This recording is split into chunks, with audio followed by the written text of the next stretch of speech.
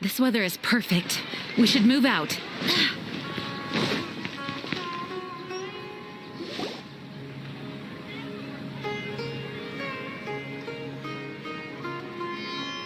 Oh, here she comes. Satori is here! Let's quietly follow her. Once she starts talking to her acquaintances, we'll find a safe spot to begin possessing them. As for how we'll sway her to our side, I'll leave that to you. I trust you'll know what to say. Paimon's starting to feel kinda nervous. Okay, let's go. Looks like they've already started talking. Let's find a hiding spot and get started.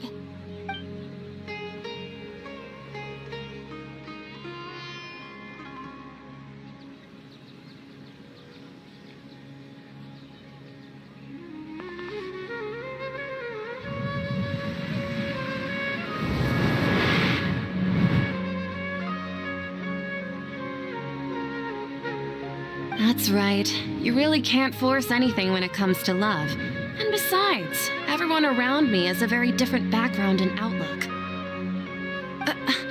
Are you still listening to me, Dehya? Oh, of course I'm listening. You were talking about troubles with your love life, right? I heard everything you said. Okay then. You just seemed a little distracted for a moment there. Strange. Your cats seem pretty worked up. Is something wrong?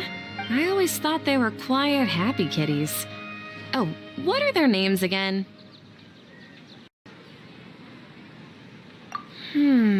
Are you sure? Those aren't ringing a bell for some reason.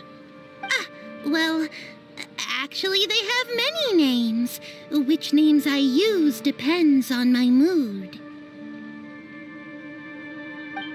Huh, I see. I imagine that must be hard for the kitties, too. So, which fortune do you want me to read for you today? You must have come for another echo of the divine voice of wisdom.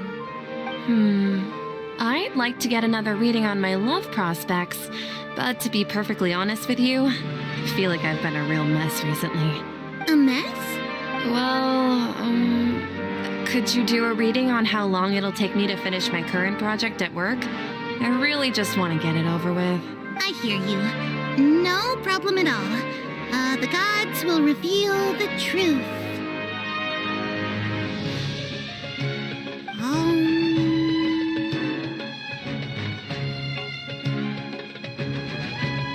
The gods are asking, Sataria, why haven't you gone home? Why haven't I gone home? Do the gods really know everything I've been thinking about? Sataria, why don't you just go home? It's a demand now instead of a question. The gods seem to be truly upset. I'm sorry. I know I failed the gods. Please pass on my most sincere apologies and ask for their divine forgiveness. And if I may ask, Dehya, is there a specific god who's speaking to you right now?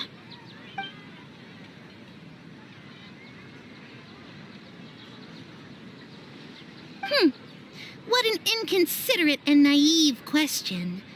The god who is speaking to me is, of course, the wisest and mightiest of all, the Scarlet King. The Scarlet King? No wonder he would make such a demand of me.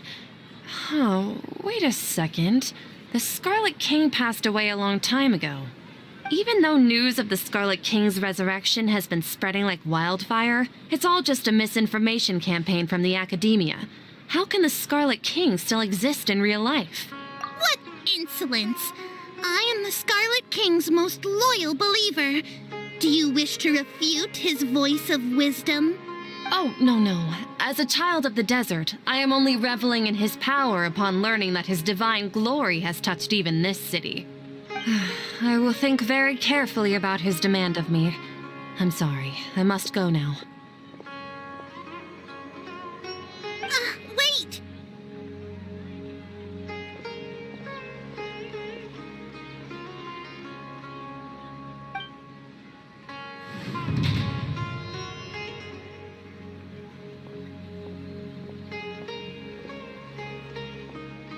Oh, she just ran off in a hurry. She looked pretty upset, too. Well done. Sitaria didn't seem to suspect anything amiss. To have something she's been trying desperately to avoid show up out of nowhere and berate her, that must have shaken her to the core. Aw, Nahida, it seems like you understand human emotions really well after all. All I know are some abstract Harabatot theories. In any case, my time with you has shown a lot of them to be utterly useless. I'm still trying to make sense of everything. Anyway, enough of that. Let's hurry and catch up to Sitaria. He's out of games now, right on cue. Let's get ready to possess him right away!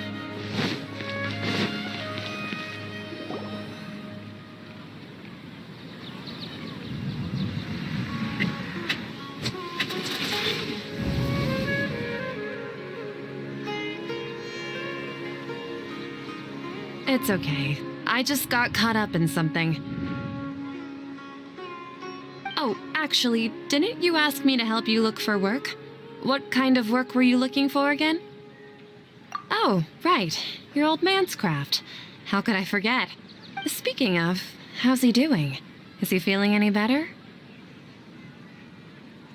Oh, that's good to hear. I have been thinking a lot about him. If I could get some more time off, I'd love to pay him a visit. Actually, while we're talking about him, is he still living in Port Ormos?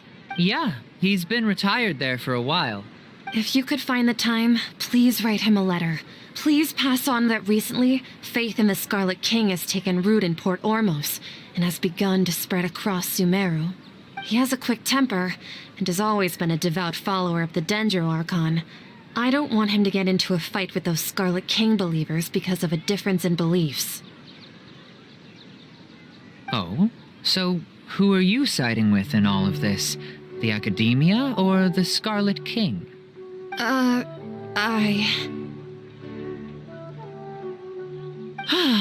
so jealous of you. You were born a child of the desert. Yet you chose to betray the Scarlet King, and now you spend all your time with those crooks from the Academia. Akeem, you don't mean you've also become a believer of the Scarlet King? What's so strange about becoming a believer of the wise Scarlet King? In fact, aren't you the strange one? The one who still can't... Can't pick a side? Me? Whoa! Paimon had no idea you'd be so good at this! You really zeroed in on the issue and put it right in front of her. It might feel a bit overwhelming for Sitaria, but once everything is over, I'll be sure to pay her a visit to her mind and explain everything. Anyway, let's keep going.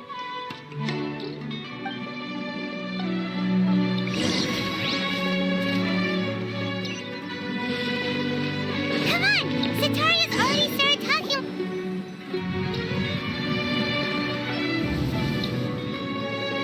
So, Shishan, have you noticed anything weird in the city lately? Like, as if someone was trying to preach to you about something? Oh, right. Speaking of strange things, I celebrated the Sub-Zerus festival so many times that I lost count. That was really weird. Wait, how could you be aware of that? That should be impossible. Nothing in the report indicated anything like that. Are you still failing to realize that the Academia's lowly tricks could never deceive all of Sumeru's citizens? Shishan, don't tell me that you've converted to the Scarlet King as well. What an absurd question. You make it sound like I should be ashamed for becoming a believer of the Scarlet King. In reality, shouldn't you be the one who is ashamed? You, who worked side by side with the Academia and treated people as nothing more than experimental subjects. Please, please stop! Even now, Satari is still trying to run from her problems. She can no longer justify everything to herself. Hey, she's trying to talk to the guards! What should we do? This is the most important part of all. Quick, get ready. Mercenary, you're a member of the Corps of 30, correct? Please help me pass a message to the Matcha right away. The situation in the city is getting out of control. Please, try to remain calm, miss. Tell me what's happening in the city. Heretics are infiltrating the city, and they've already converted many residents to their side. Heretics? What kind of heresy are you talking about? The Scarlet King! Many people I know have suddenly started believing in him, but he's long dead. It's impossible. Miss Sataria, nothing is impossible. You know my name? The Scarlet King is immortal, and all who defy him will one day pay the price. You must face the truth, Sataria. You tread a treacherous path, and the longer you ignore it, the tighter the Academia's grasp on you will become, and the deeper you will be ensnared. Child of the Scarlet King, never forget that the desert that belongs to you lies elsewhere. What's so strange about becoming a believer of the wise Scarlet King? In fact, aren't you the strange one? The one who still can't pick a side? What an absurd question. You make it sound like I should be ashamed for becoming a believer of the Scarlet King. Sataria, why haven't you gone home?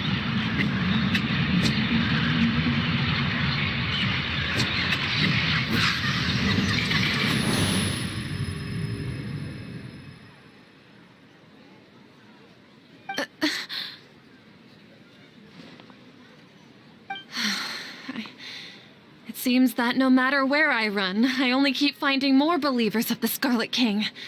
I have to say, this is a familiar feeling. I've also been running from my guilt this whole time. Guilt over my part in the sage's plans, and from ignoring the letters from the children of my homeland. But no matter how much I may try to ignore or get rid of it, my guilt always comes back.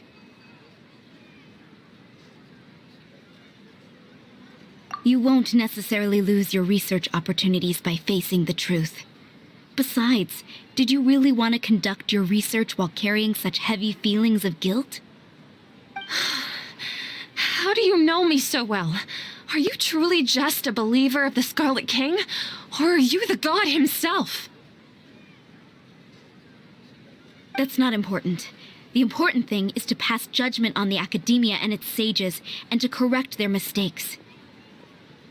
If you could provide some assistance in this matter, perhaps it could serve as a form of atonement.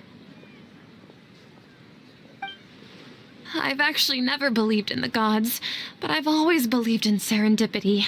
Your appearance must be a fated opportunity for me to get out of this wretched situation. Please tell me, what can I do for you? How much do you know about the sage's current activities? I was just one of the designers for the masked dream harvest scheme, which is what happened around the Sub-Zero's festival. But I know very little about the full scope of the overall project.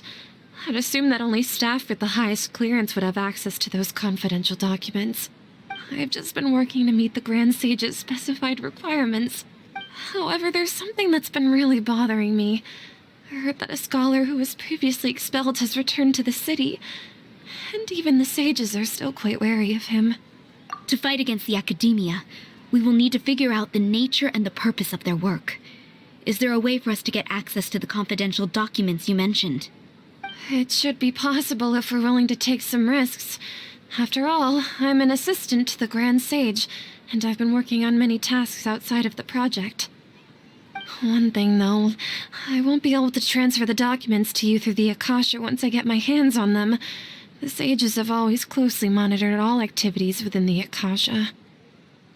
Let me see. Let's use the most primitive method. Send someone to pick up the documents tomorrow evening at the Academia entrance. The Academia entrance. Wouldn't that be too conspicuous? Don't worry about that. I assure you, this won't be a trap. I'm only suggesting this location because it'll draw more scrutiny for me to leave the academia again. It'll be safest for me to distract the guards long enough to hand you the documents. All right, I trust you. So, if I were to successfully complete this task, would it mean I've atoned for my wrongdoings? That'll depend on the judgment of the Dendro Archon. The Dendro Archon. That's right. Her people are the ones we have endangered. As the god of wisdom, she's also the one responsible for judging and guiding the scholars. Maybe it's time for me to find a god to believe in. Just as Nahida predicted, we've managed to bring Sataria to our side. The Traveler's execution was ingenious. She's the one who deserves all the praise. Well, now that we've made plans to meet again tomorrow evening, all we can do is pray for Sataria's mission to go off without a hitch. Pray? But if we're going to pray to the gods, aren't we just praying to you? God of wisdom and guardian of the scholars? No. The truth is the true guardian of scholars. I've always believed that. Anyway, let's meet again tomorrow evening at the Adventurers Guild.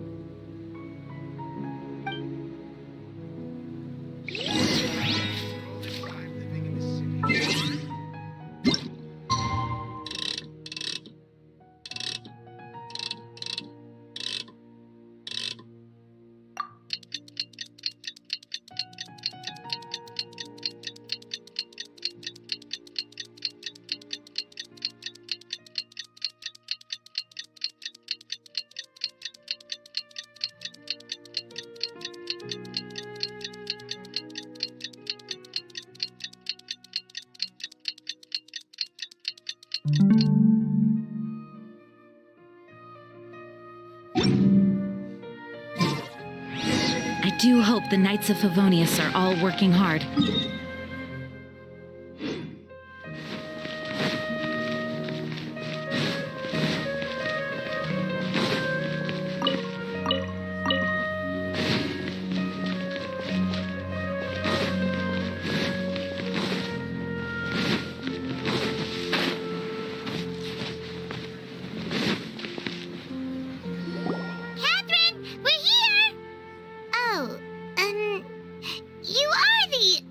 Catherine, right? That's right. I suppose I'm the other Catherine in your mind. Shh! We're on a secret mission tonight, so we need to protect Catherine's identity. Yep, Paimon's right. We cannot fully rule out the chance that the meetup tonight is just a trap. If something were to happen, my existence may be the only trump card we'll be able to play.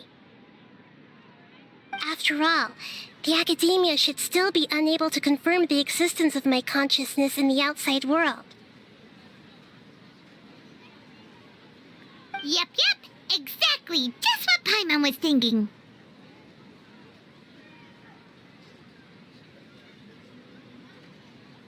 Anyway, enough about that.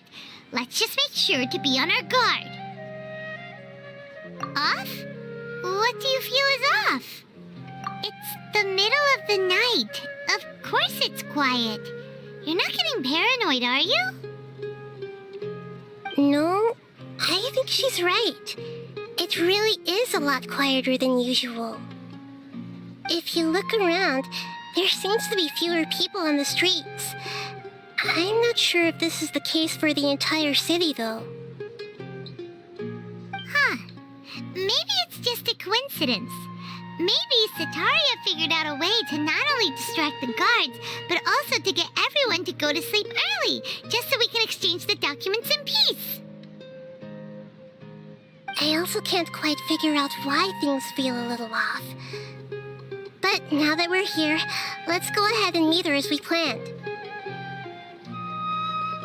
Well, regardless, as long as you're here with us, Paimon feels a little safer.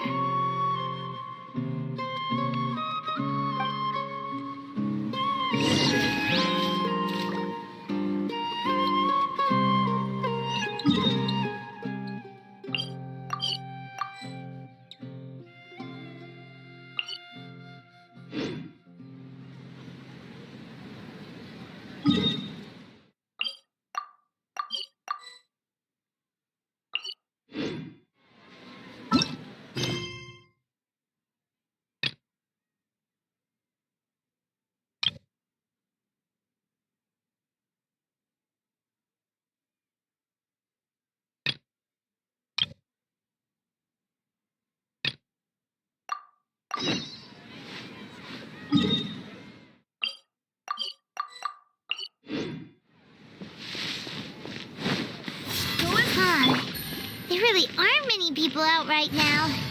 Let's hope it'll be this quiet in front of the academia, and that Sataria managed to distract all the guards.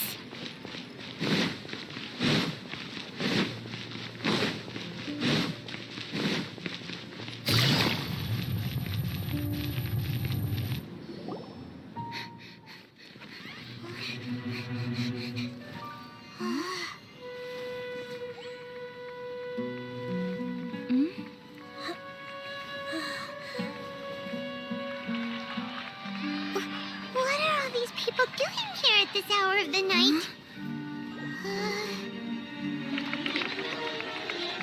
Ah, the triumphant hero returns at last. And to a rather spectacular welcome, even if I do say so myself. You're the outcast, expelled from the academia. Indeed I am. Although these days they tend to call me the Doctor.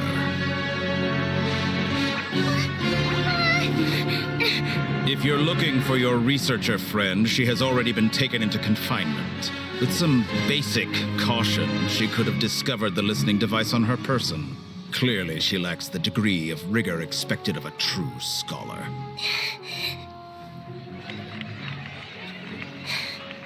The people of Sumeru City. What have you done to them? I simply made some minor adjustments to their Akasha terminals.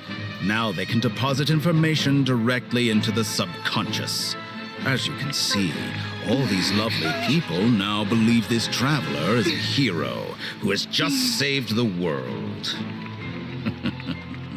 My experiment is a success. And now it seems they can no longer hold back their sheer adoration. No, what should we do? These are all just regular people. Leave now. You need to get out of here. But that guy's a Fatui Harbinger. We can't just leave you here. Nor can I abandon the people of Sumeru.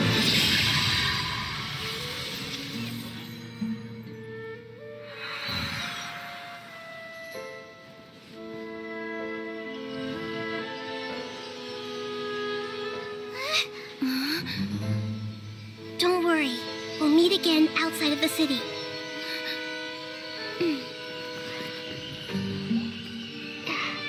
I see.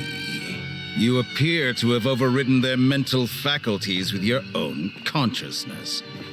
To possess such a powerful mind, you must be the god of wisdom.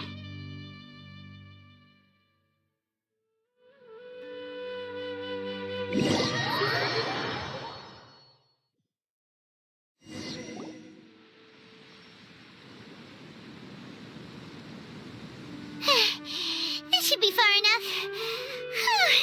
Paimon needs to catch her breath first. Is Dehya going to be okay?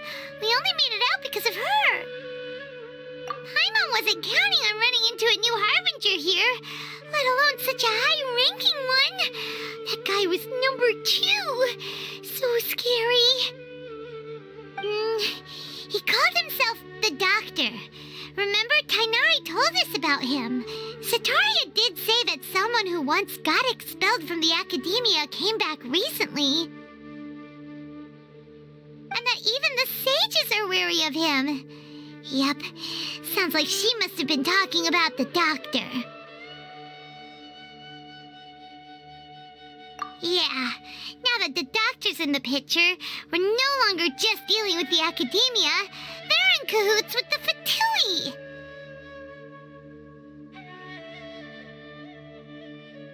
But what are the Fatui after this time? Another Gnosis? Yeah, things would be a lot easier with Nahida's help.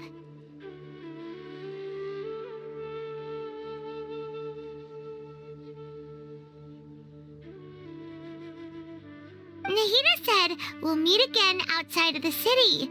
But we can't just keep waiting around, right? You mean... Oh, right! Wasn't he invited by the sages to work on some project when we were staying with him in the Avidia forest? That has wants to be the same project. Even though he turned it down at the time, he might still know something. There's no time to lose. Let's go to Gandharvaville.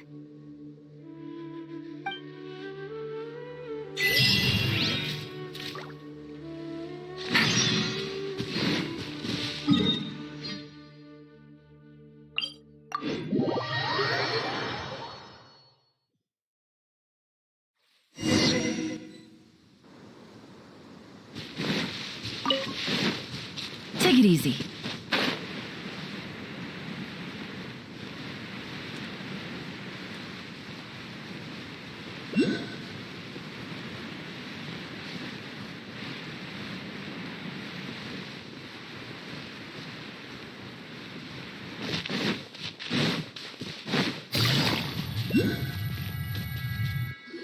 Hold it right there. A blonde-haired traveler and a floating fairy. We've got you all right. Take a look around. You've fallen right into our trap. Are you mercenaries from the Corps of 30? Did you come here to arrest us? Corps of 30? We're nothing like those government lapdogs who don't even get scraps for their work. We are an elite brigade that commands the highest commission rate in all of Sumeru. We're here on the orders of a client known only as the Outcast. The Outcast? An outcast from the Academia? But why wouldn't the doctor just send the Fatui after us? Still wasting time on idle chit-chat. We'll shut you up soon enough. Get them! You're up, Traveler! Following orders. A new punching bag. Busted. Here comes the catch. Whirling snow! Yeah! Nowhere to run! That's close enough. Punching. Gotcha. It isn't over yet! Here comes reinforcements!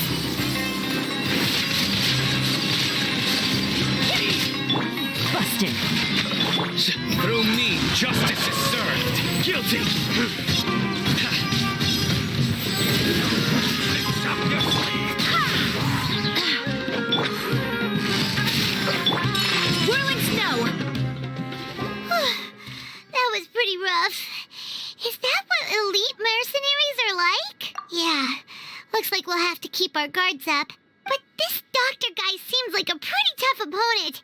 He knew exactly where to set up an ambush. Did he predict that we would try to find Tainari?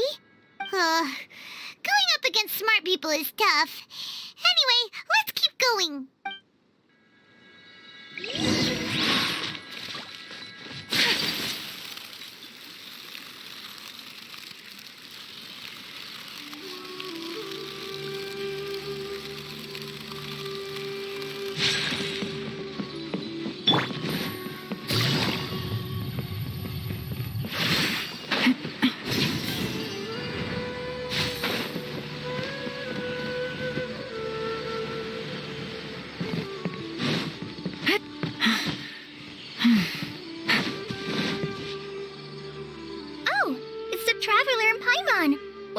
Doing back here?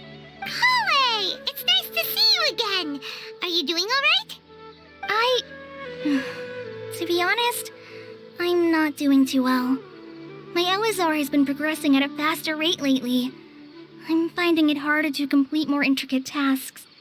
As a result, Master Tainari is taking me off the patrol schedule.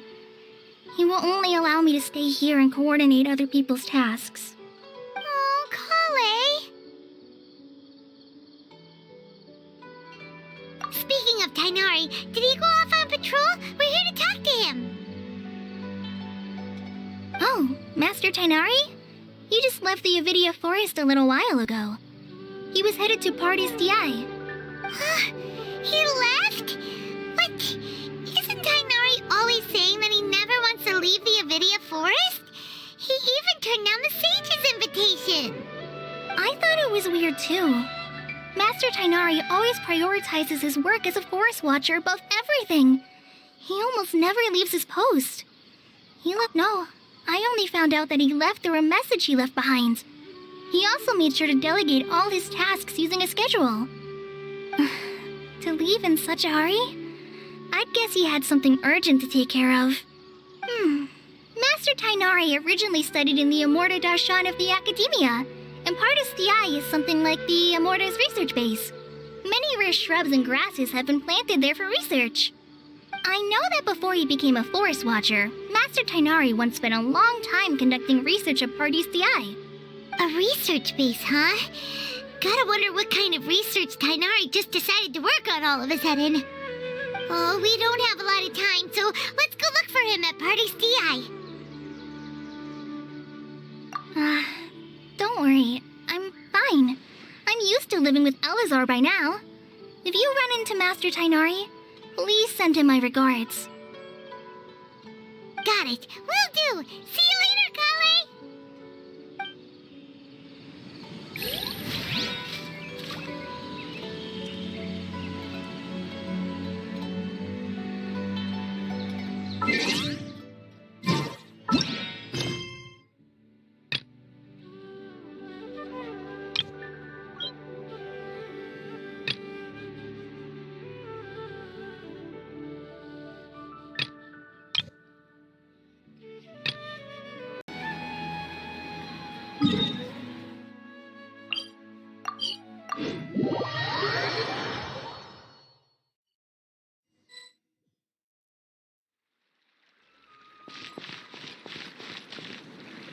Wait! Look who it is! Thank goodness you're okay. We were so worried about you. Hey, this was supposed to be a touching reunion, but you're ruining the moment. Actually, it's very smart of the traveler to be wary of me right now. After all, the doctor has shown that his technology can apparently even control human minds. Plus, it's not like you could have known what happened after we split up and I was facing the doctor by myself. Even a pool of stagnant water after a torrential storm can occasionally pass as a patch of sky. Paimon feels like only the real Nahida could come up with such an obscure analogy. Huh? But I wasn't trying to win your trust or anything. All I wanted was to clarify my point. Well, we understand that point now. Please, Nahida, tell us more about what happened. Are those poor people all right? When you left, I was still in the middle of restoring everyone's minds. Thankfully, when the doctor mentioned depositing information into the subconscious, he didn't mean engraving information into their minds. Instead, he did something closer to creating hallucinations. That was still within my power to fix. Luckily, I managed to finish my restorations and mind jump away from him just as he was about to capture me. Whew. What a relief. The doctor sure pulled out some hidden cards, but good thing we had Nahida with us. I wouldn't be relieved just yet. I gave away my true identity when I restored everyone's minds, which means we've lost another one of our trump cards. Also, the doctor is already an expert at modifying Akasha terminals. Maybe it's only a matter of time until he captures my consciousness inside the Akasha. Would that mean you'd no longer be able to jump between minds? Then how do we stop him? He's still at the Academia, so it's possible he already started messing with the Akasha. Ugh, it feels like he's toying with us. What a nasty piece of work. Plus, the doctor's combat ability alone is apparently enough to make him worthy of being number 2 of the Fatui. We shouldn't give up hope just yet. Let's try to find another way to attack this problem. Actually, Nahida, how did you know we were trying to get to Pardis Di? Have you been waiting for us? Yes, I have. I can see the traveler's elemental energy, so I deduced your destination by looking at the direction you were moving in. You didn't come here for sightseeing, right? Did you find any leads? We're looking for a scholar we know. His name is Tainari, and the sages once tried to reach out to him. Why don't you come inside with us and see what we can find? Okay, let's just hope we won't get him into trouble.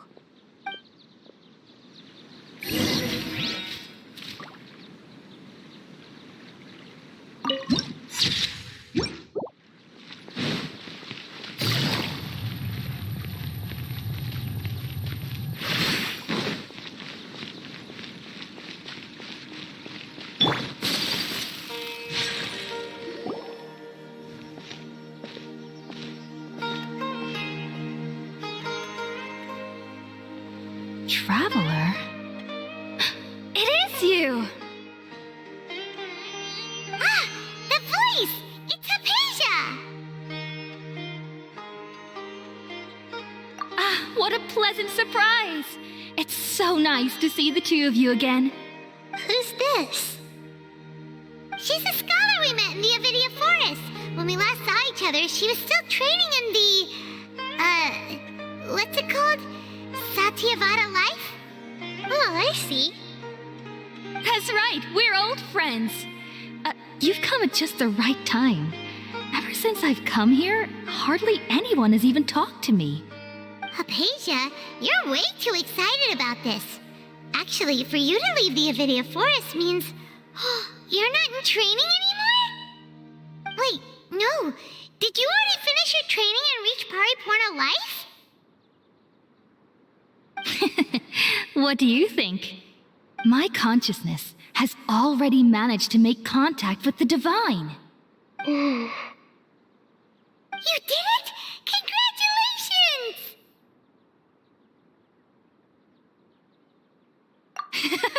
It's so exhilarating to share this sublime joy with others at long last. When my consciousness made contact with the gods. Ah, what a supreme and unparalleled experience that was.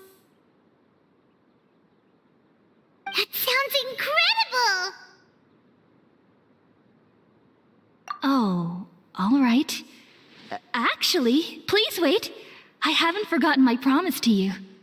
Remember? I promised to help you understand what you saw from Irminsul once I gained deeper insights. My current self has not only gained true insight, but I can even help you establish a direct connection to the consciousness of the divine.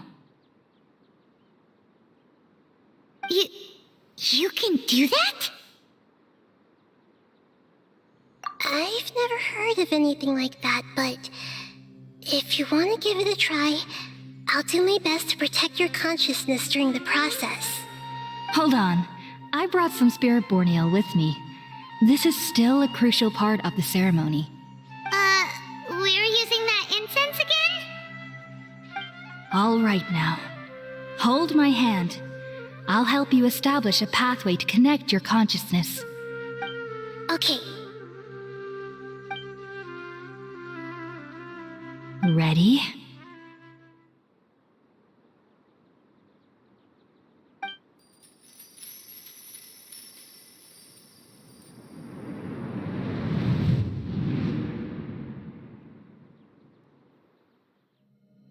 It took 3 betrayals for me to finally understand. The world is just an elaborate tapestry of lies. My fury will never be quelled. The first to betray me was a god. My creator. My mother. Valuing strength above all, she saw no worth in me and I was discarded. The second was a human. My family. My friend. Consumed by fear, he saw me as an abomination. The third was one exactly like me. A hope for the future. A fledgling barely out of the nest. Powerless before his mortality, he broke his promise to me. Humans, they can't be trusted. And the gods fill me with pure loathing. So I said good riddance. I denounce the world and laugh in its face. My chest will never again be defiled by worldly filth. I I will scrub away every last trace of human emotion. Then it will be empty, a blank slate, and ready to receive a supreme gnosis, brimming with pure divinity.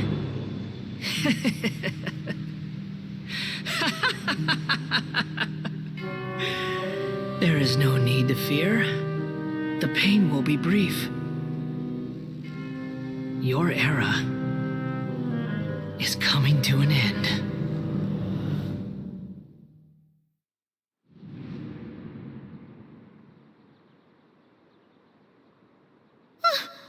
What was that?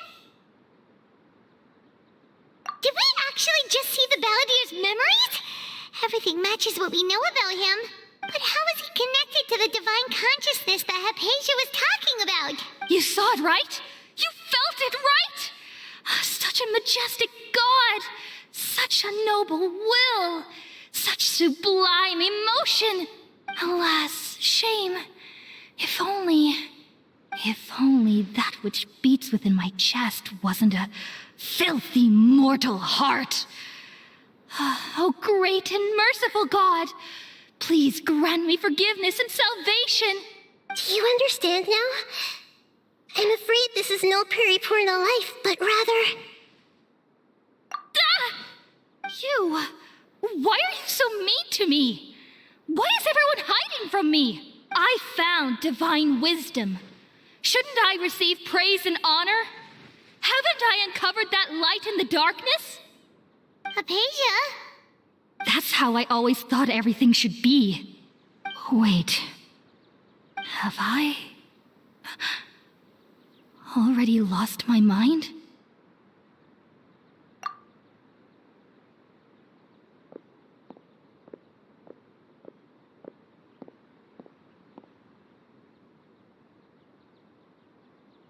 Wait, something isn't right.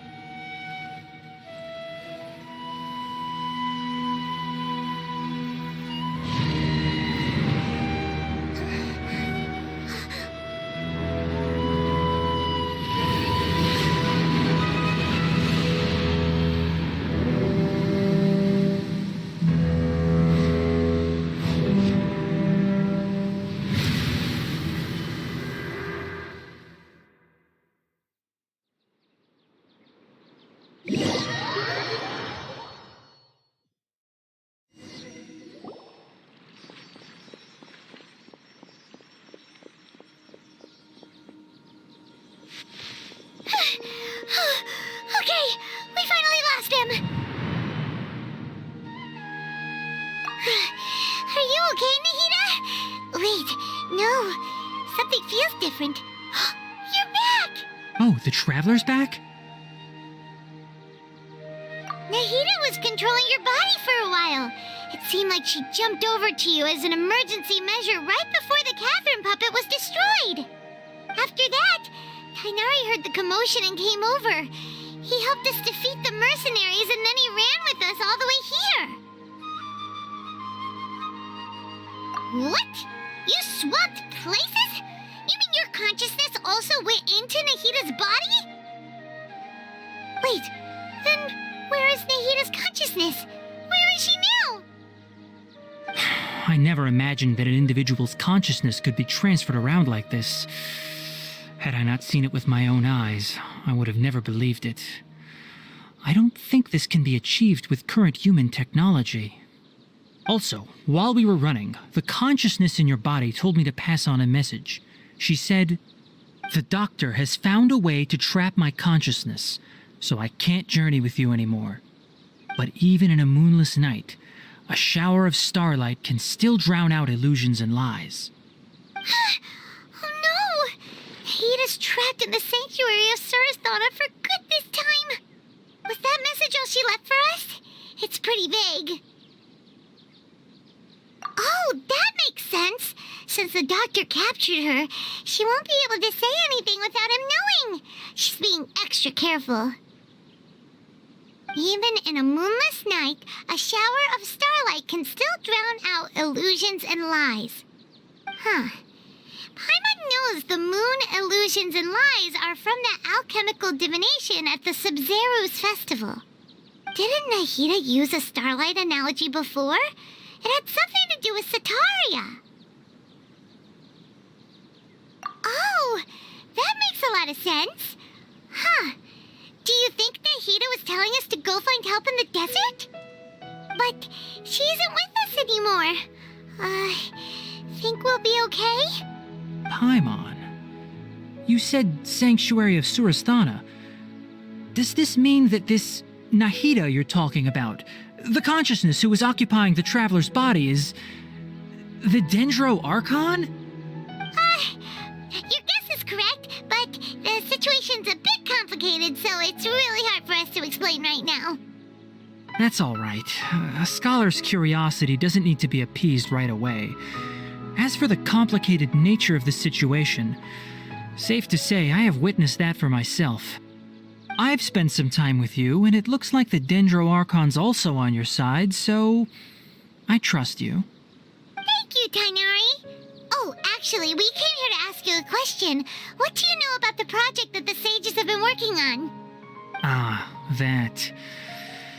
While I was indeed invited to join that project, the sages were always secretive about its scope and goals, so I eventually declined.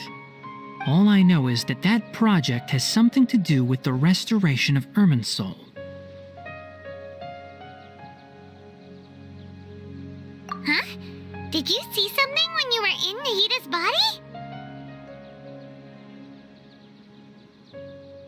What? Do you have any evidence?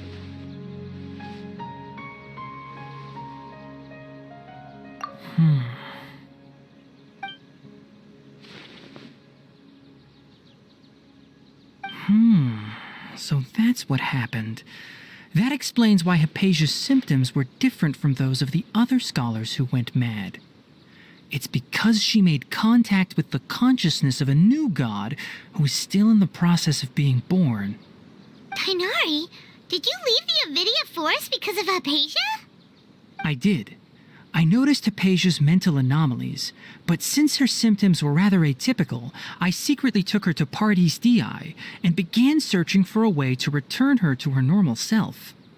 If I didn't take action, Haypasia would have already been taken by the Matra to the desert, doomed to a life of exile at Aru village. Now that you mention it, I knew the Academia has never thought particularly highly of Lesser Lord Kusanali, but I still didn't expect them to do something as arrogant as creating a new god. Looks like I made the right decision by not accepting their invitation. The Doctor and the Balladeer. We have 2 Fatui Harbingers in Sumeru. Sounds like we're in for a bad time. From your description, I don't think they've completed their project. There may still be room for us to intervene. But then, what is the connection between creating a new god and restoring Irminsul? Yeah, it feels like we're still nowhere close to figuring out the sage's goals. Right, we've pretty much gone over everything we need to know, so we should head out. How about you, Tainari? What are you going to do? I'll stay here for now. I still want to try a few more things to help Haypasia. If you're planning to go into the desert, start by heading for Caravan Rabat. That'll be your fastest route. Come find me here if there's anything else I can do to help. May the spirit of wisdom go with you. Thanks, Tainari. Hopefully Haypasia will feel better soon. We're out! then.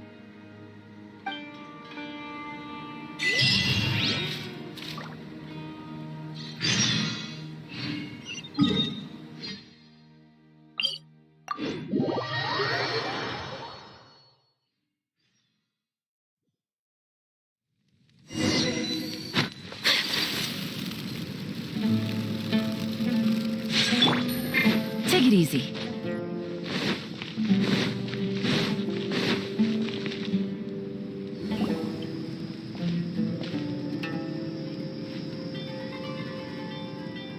We finally made it to Caravan Rebot.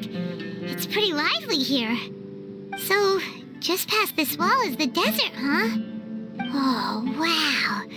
Paimon remembers hearing people call this the Wall of Samiel. It's made to block sandstorms from the outside. Oh, if it's this tall, it's gotta be the divine work of Greater Lord Rukkhadevata, right? Enough gawking. Come on, follow me. Huh? Over here.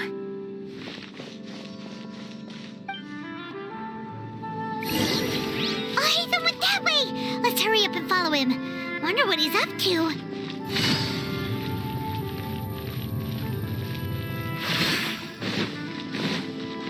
Travelers and visitors, don't miss out.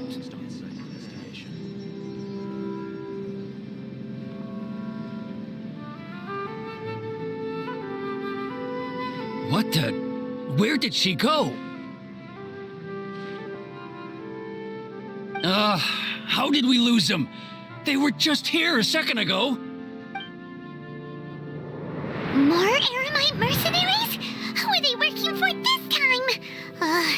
Anyway, Traveler, it seems like we were being followed again. You were too careless. You should have noticed those hopeless amateurs trailing you a long time ago.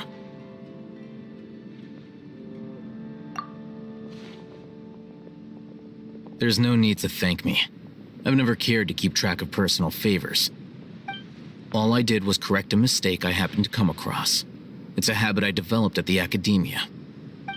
You really gave Paimon a scare, Alhaitham. We never thought we'd run into you here. Last time we met at Port Ormos, didn't you say you were going back to the academia? Wait, don't tell Paimon that you're here to take us back on their orders. Oh, so you've already landed yourselves on the academia's hit list. I can't say that I didn't expect it. However, had I wished to turn you over to the academia, don't you think you'd already be the Eremites' honored guests by now? Oh, right. You do have a point. I have no interest in running errands for that project. As a scholar, I've always belonged to the camp that promotes researcher autonomy. And these days, you're more fascinating than anything the sages can offer. Not quite. To tell you the truth, I'm still investigating the Divine Knowledge Capsule. Unfortunately, I've run into some difficulties. Everyone says the capsule originated in the desert and was eventually moved to Port Ormos. If I am to get to the bottom of this, I must understand how the capsule first came to be. Which brings me back to you and why you're so interesting. The leader of Ain al-Ahmar used the Divine Knowledge Capsule right in front of you, and upon seeing him, your expression became perplexed, and you were lost in thought for quite some time. To have that kind of reaction, I think you must have realized something. Are you interested at all in sharing what you've been hiding from me?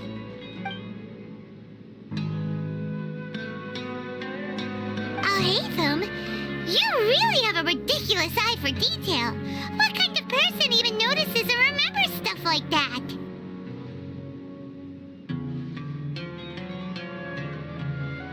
So that's your answer. Well, I do work for the academia after all. So considering that, it is indeed wise to keep your cards close to your chest. But that does prove you do have some undisclosed information about the Divine Knowledge Capsule. Am I right? No matter. Rather than simply learning the answers from you, I'd still prefer to investigate on my own. Speaking of, you two are also headed to the desert? That's right! We have the same plan as you! But we don't really have any concrete goals at the moment. Then I'd suggest starting with Aru Village. It's the largest settlement in the desert, so it'll probably have more resources and intel than anywhere else. Well, would you like to head there together? It's always better to travel with someone you know. Let's go!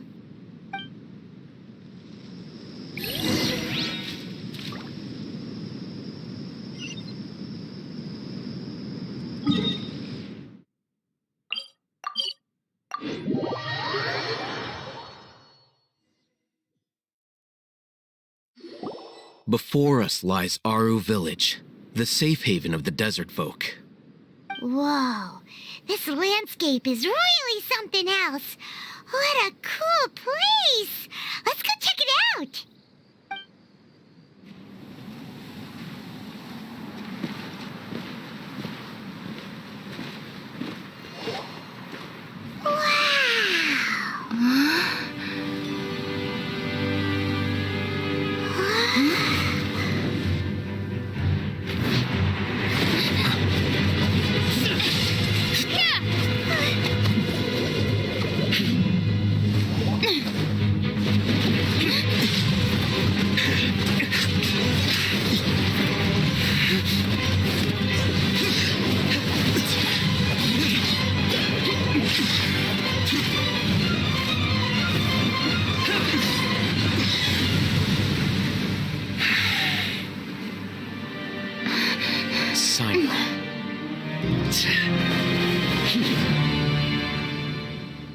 Unless my memory fails me, we have barely spoken 2 words to each other before now at the Academia. Would you care to enlighten me as to when and how I invited the General Mahamatra's wrath? Oh, Haytham, do not think you can escape my judgment just because you managed to escape my attack. Judgment? So that's how you'd characterize your actions here, is it? Or would elimination perhaps be a more accurate description? Had I used my full strength, not even this traveler would have been able to stop me. Though styled like an assassination, I sought only to ensure that my target would be unable to flee or resist. Standard practice for the Matra, as well you know. Seemed to me more like your own personal touch. Who is that, Alhaitham? Did you call him General Mahamatra? Yes. General Mahamatra Sino, head of all the Matra at the Academia. He's a formidable hunter, and the ultimate nightmare for any who have committed academic crimes. You seem to have placed a lot of trust in Alhaitham, to the point of blocking an attack for him. If I were you, I'd never choose to side with him. I wouldn't believe a single word that comes out of his mouth. I have been pursuing this scribe for a long time. I urge you, stand back and do not seek to defend him any longer. Otherwise, there will be consequences. Has Alhaitham done something wrong? Hyman doesn't think he's as bad as you've made him out to be. I won't waste my breath explaining things. Alhaitham, I saw it during our fight. Take it out. The divine knowledge capsule you're hiding on your person. Unless you want me to retrieve it for myself. Very perceptive of you.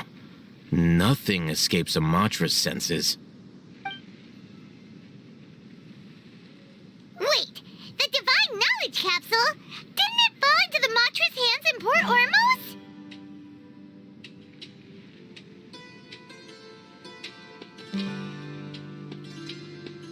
No wonder you speak with such confidence, Sino. But I must admit, I'm very curious. What does this capsule mean to you?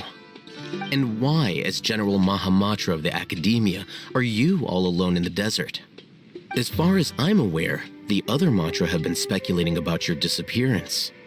Have you been given a mission that's, let's say, morally dubious? If I was the real target of your mission, what was stopping you from simply using your authority and resources to judge me within the walls of the Academia?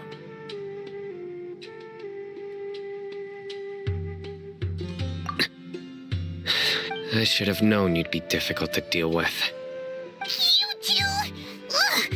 What you would do, Traveler? Paimon feels like we can't trust either of them! Ahem. Well, look at you two, acting all tough and self-righteous over there. Wait, Dehya?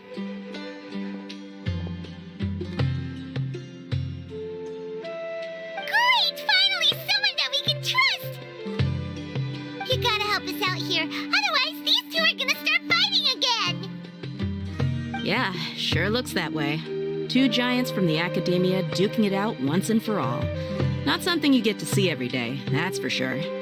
Listen, I know you academic types love to fill up your big brains with self-righteous morality and lord your empty rules and virtues over each other.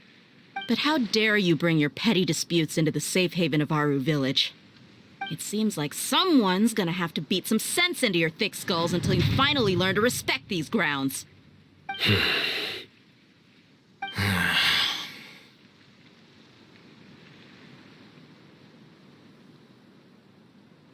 Hey, did either of you hear a word I just said?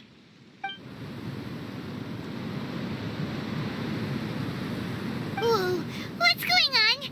The wind's so strong! Is this a sandstorm? Paimon's gonna get blown away! Another sandstorm? What's up with these recently? Hey! All of you, over here, quickly! We have to take cover! Someone's calling for us! Oh, this wind is too strong! Let's get over there! That sounded like Candace. Come on, you two. Jeez, are all of you academia folks such hard work? Move it! All right, stop yelling.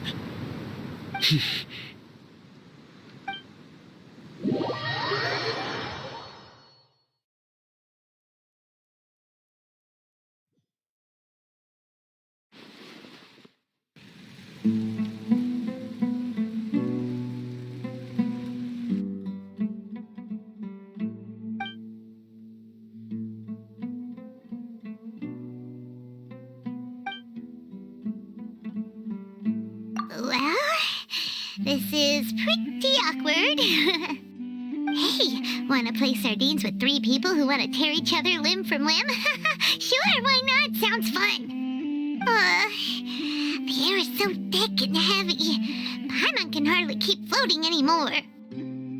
My sincere apologies, everyone. This is the home of our village chief. I will have to ask you to make do with this small room until the sandstorm dies down. Please, let me introduce myself. I am Candace, protector of Aru Village. Our savior has come at last! Nice to meet you, Candace. The name's Paimon. Thank you so much for helping us.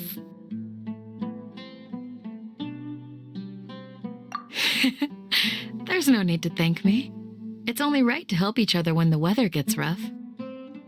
Wow, she's so gentle and caring, like a nice older sister. Unlike those guys over there. All right. Now that we're all better acquainted, we should return to the topic at hand. As a guardian charged with the responsibility to protect my fellow villagers from harm, I was observing your conflict from afar, even before the sandstorm started. And now that you have set foot within Aru Village itself, it is all the more my responsibility to make absolutely sure that you pose no threat whatsoever to us. So please, have an honest and sincere conversation with one another and put your hostile feelings to rest.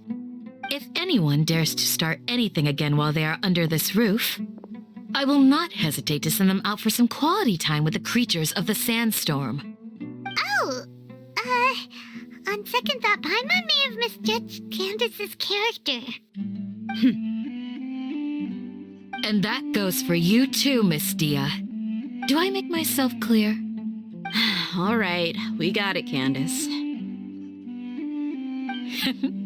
That's what I like to hear. So, which of you will begin? I was supposed to be a mediator, but I might have gotten a little too involved just now. Anyway, one of those two should probably start talking. Wait, that was you trying to be a mediator? I have nothing to hide, so there's no shame in explaining myself. While Al Haytham wasn't wrong about the other Matra not knowing my whereabouts, It's not because I've been assigned a morally dubious mission. Rather, I've chosen to exile myself. Huh? Exile yourself?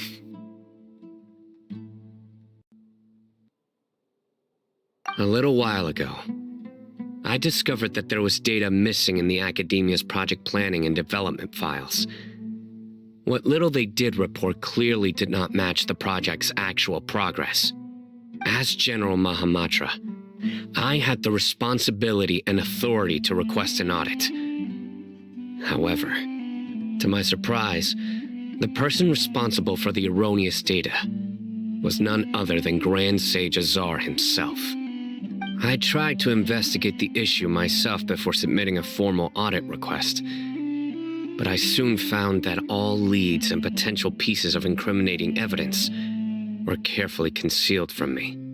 I began to realize that they were cautious of me from the very beginning. Unsurprisingly, the Grand Sage rejected my audit request as soon as the submission reached his desk.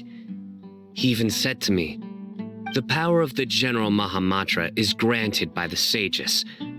You have no right to judge us." So they really are up to no good. I realized then that to the Grand Sage, the Matra are nothing more than tools for the sages to assert and maintain their control over knowledge. The vows that we took, the principles that we strive to uphold, they are meaningless to the academia of today.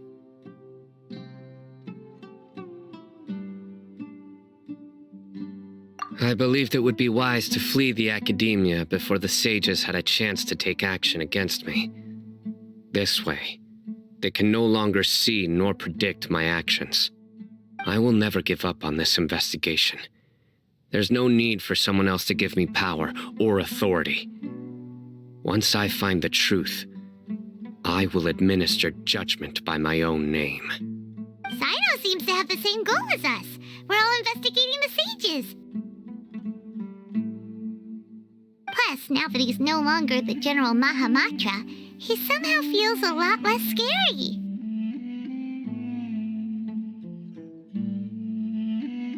Well, Sino, if that's your story, then why did you see Alhaitham as a target? When I was investigating the matter in the academia, I overheard a conversation between Alhaitham and a sage. The sages asked you to investigate a blonde-haired traveler. Do you dispute this, Alhaitham? What? Like many parts of the project, this assignment was undocumented. Now throw in your suspicious behavior with the Divine Knowledge Capsule, and I think we deserve an explanation. Yes. I was indeed tasked with investigating the Traveler. Alhaitham! After all, the promised reward was so great that hardly any scholar could have refused. The sage told me, once you've completed this assignment, I can give you a glimpse of divine knowledge. A most enticing offer. Unfortunately, those academics don't know me at all. Their words contained one key piece of information, namely that divine knowledge indeed exists. That gave me all I needed to know. From my perspective, the sages are far from trustworthy. Think about it. Isn't it a little strange they're so willing to share divine knowledge with anyone, even as a reward? So, I began my own investigation following the lead of the Divine Knowledge Capsule. In the end, I realized my wisdom in committing to this rather than collaborating with the sages. Had I been less guarded, I probably would have ended up like that Ain al-Ahmar mercenary, incapable of remaining sane for long enough to hold a conversation. You mean that the sages originally planned to dispose of you, using one of those capsules that drive people insane? I'd already given up on the assignment by then. I only told the academia I was waiting in Port Ormos for you to appear so they wouldn't suspect anything. So it came as quite a surprise when I encountered my erstwhile target while investigating the Divine Knowledge Capsule. Criminals do love to talk about coincidences. Even though I ran into the Traveler by chance, I had no intention of providing assistance to the academia. Also, you should remember, you were the ones who decided to follow me and strike up a conversation after I left that tavern. That's true. Haytham helped us out at Caravan Rebot as well. Maybe he's telling the truth. I'm willing to apologize if that's worth anything to you. I took the Divine Knowledge Capsule behind your back because I judged its existence to be a significant risk. I felt that it would be best for no one to interact with it before it had been properly studied. After all, curiosity often proves to be the most dangerous thing in this land. You should be well aware, Scribe Haytham, that curiosity can also lead you to danger and suspicion. Answer me this. Did the sages share any information about their project with you? Have I not made myself clear? You and I are both distrusted by the academia. Do you really think they would tell me anything? Fine. Although you haven't completely proven your innocence, I won't regard you as an enemy, for now. As you wish. Good. I'm glad to see you two clearing up your misunderstandings. And now you, Dehya. I believe it's your turn. Oh, sorry. Whatever the boys were talking about must have been so boring that I spaced out. My situation is pretty straightforward. My employer, Dunyarzad of the Homayani family, is friends with the Traveler and is currently recovering from her illness at home. I had nothing going on, so I decided to return to Aru village for a visit. I was actually looking forward to a pretty exciting time getting back together with everyone here. But then I saw these two random guys in the middle of a pointless argument. It ticked me off, and things went downhill from there. Is that all? Well, I will admit that definitely sounds like your style. In that case, welcome back, Dehya. That's more like it. I missed you all so much, Candace.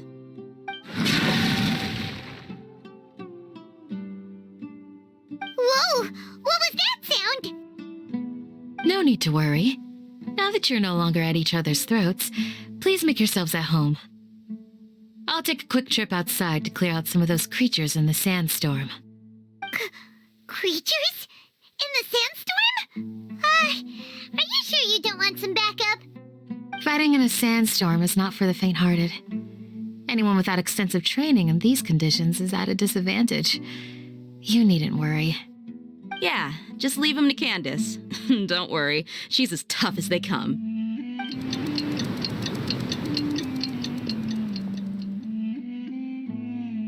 The wind's died down. That means the sandstorm's over, right? Candace still isn't back yet, though. Is she alright? Maybe we should go out and check on her. When you put it that way, even I'm starting to feel a little worried. All right, let's go. We've been here long enough, and the boys are as chatty as the floor.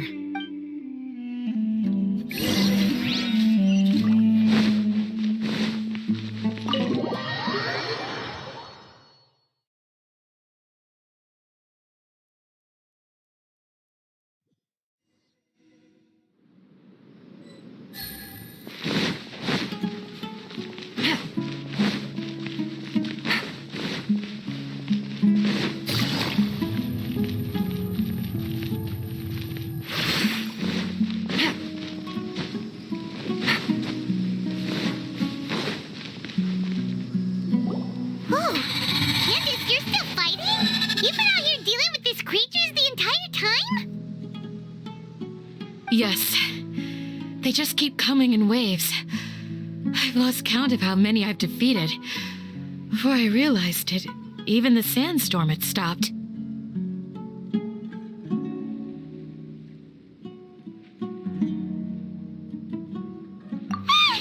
comes another wave! Leave this round to us.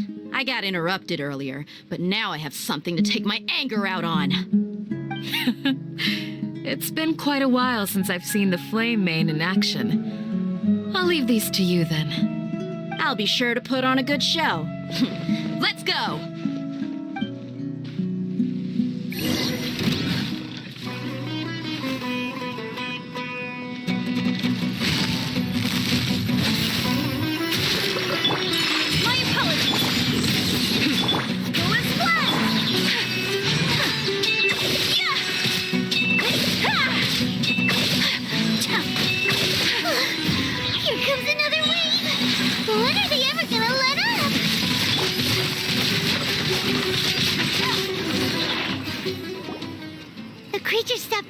saying, was that the last of them?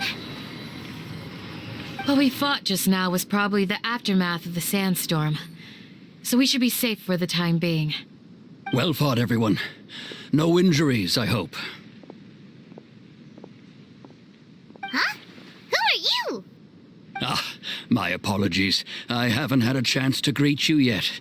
I had my hands full taking care of the village's elderly and children. I am the chief of Aru village. Everyone usually calls me Uncle Anpu.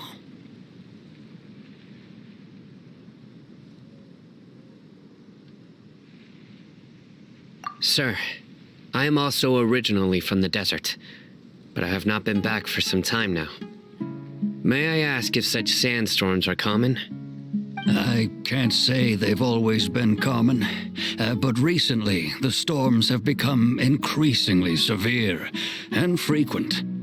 Besides sandstorms, we also occasionally get earthquakes.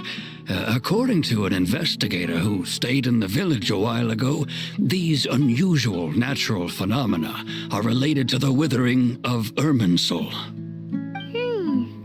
Another effect of Irminsul's withering. So, Irminsul's withering causes withering zones in the forest, and sandstorms and earthquakes here in the desert? Everything in the natural world is inextricably connected to Irminsul. These regional symptoms can indeed be a reflection of Irminsul's present state. Everyone in Aru village needs to take good care of themselves. Speaking of which, why haven't I seen a single village keeper since I got here? Village keeper? Who are they? Village guards like Candace? Does your curiosity know no bounds? Village Keeper is how Aru village refers to mad scholars exiled here by the academia. Most of them are scholars who lost their sanity after a period of training in the Avidia forest.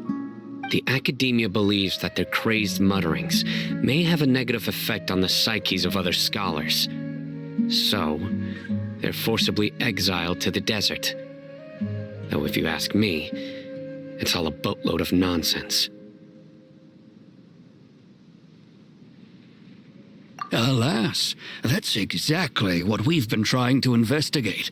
One by one, the village keepers have been mysteriously disappearing without a trace.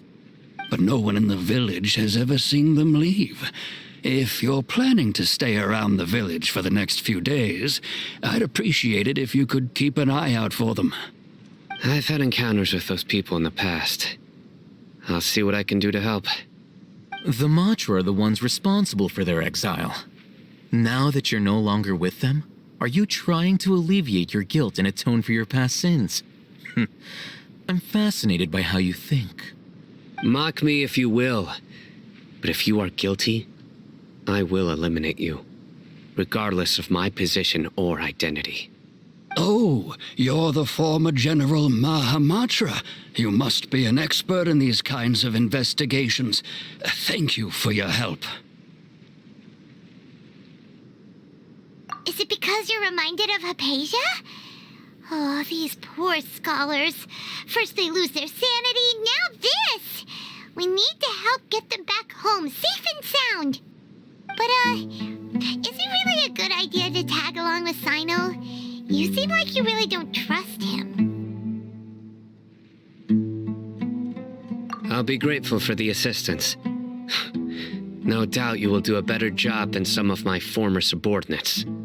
Let's start by finding a spot to share what we know so far.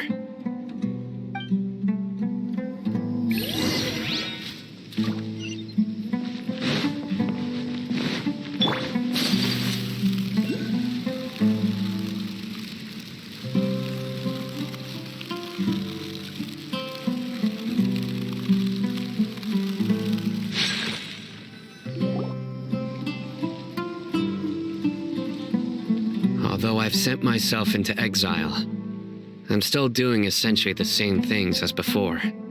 Do you still have any questions for me before we start our investigation?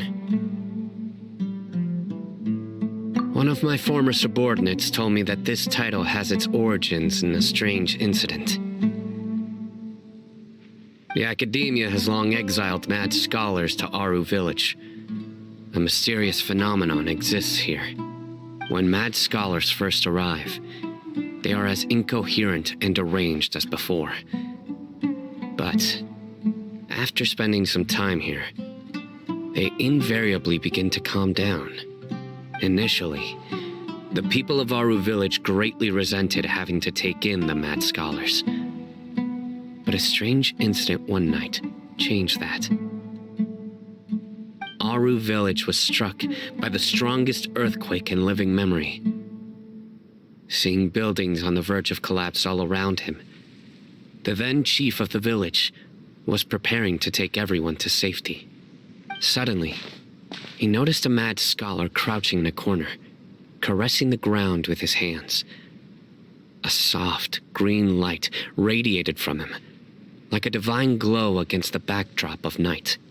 Despite the powerful tremors that ripped through the ground that night, all the houses remained upright, almost as if they had grown roots reaching deep into the ground.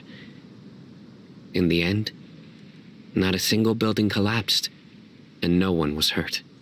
After that, the people of Aru Village treated the mad scholars with greater kindness, and began to refer to them as the village keepers. The soft green light? A mad scholar protecting Aru Village?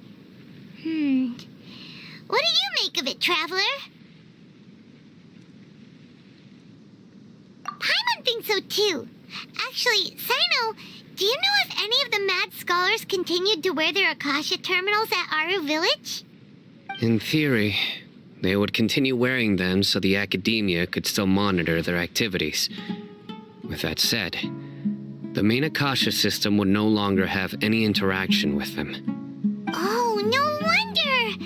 Everything makes sense then! Add in the fact that they calmed down, it was probably Nahida who calmed them. If you are able to draw a conclusion from this one story alone, then it appears you possess much more information than I do.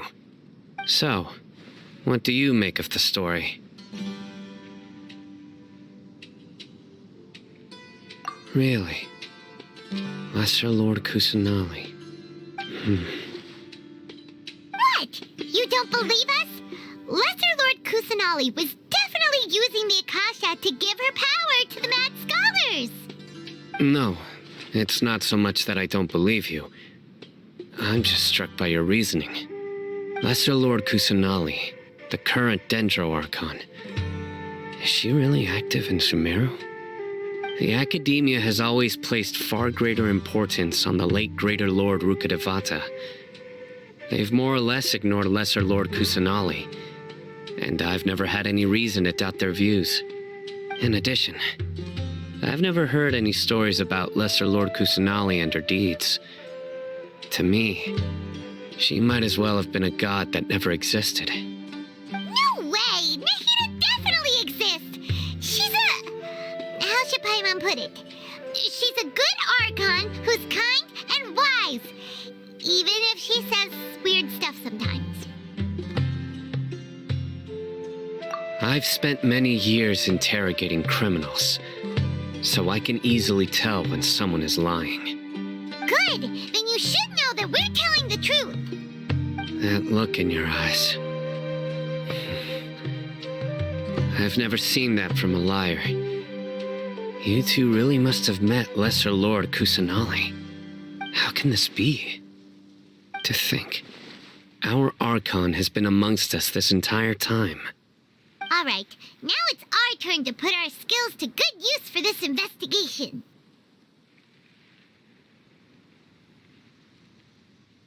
But easier said than done, especially since we don't have any leads. Maybe we can start by knocking on some doors. Excuse me, are you here to help me find my grandpa? Huh? Who are you? By the sounds of it, a resident of this village. My name is Isak. You'll help me find my grandpa, right? Is your grandpa a mad scholar? Hey, don't say that. Grandpa is just Grandpa. Why do you have to call him that? It's not like he's a bad person or anything. The person you're referring to is not a local, yet you are. Why do you call him Grandpa? Grandpa is just Grandpa. He's my family. I heard everything you said to the village chief. Please, you gotta take me with you. I want to find my grandpa. I swear I'll help. I won't be a nuisance. Ah, so you're the one who was eavesdropping on us around the village chief's house. I was planning to go out and take care of whoever it was, but I had a vague feeling that they didn't harbor any ill intent. Whoa. Haytham wasn't kidding about Matra having sharp senses. Sino, he's just a kid. All he wants is to find his grandpa. Let's find a way to help him. Sorry. I was only listening in because I wanted to know where Grandpa went. Honest. If you don't believe me, you can ask Miss Candace. All right. But first, let's confirm the facts with Candace.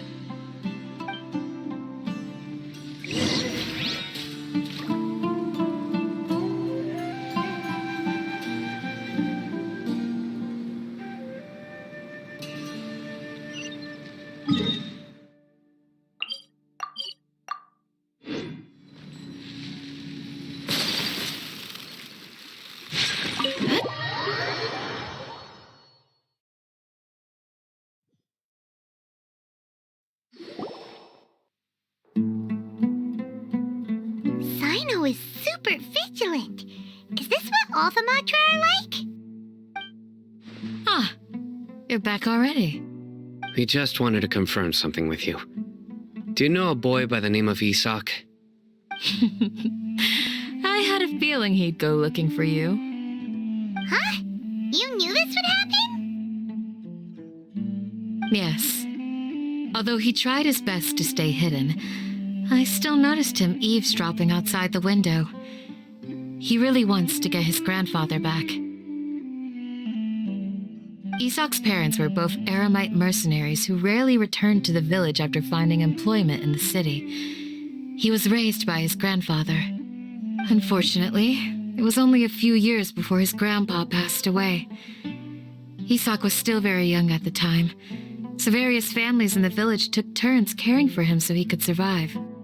Later, an elderly mad scholar arrived at the village. Isak thought the scholar bore a striking resemblance to his grandfather, and thus often spied on the man. However, the scholar was unkempt in appearance and incoherent in speech. Although Isak referred to the man as his grandpa, he was afraid and didn't dare to approach him. One summer night, the oft mumbling and bumbling grandpa suddenly calmed down and seemed to become more lucid. He even noticed Isak hiding in the distance. So Grandpa walked up to Isak and patted him on the head. He even took Isak to the entrance of the village, where he patiently taught the boy the names of the stars and accompanied Isak until he fell asleep.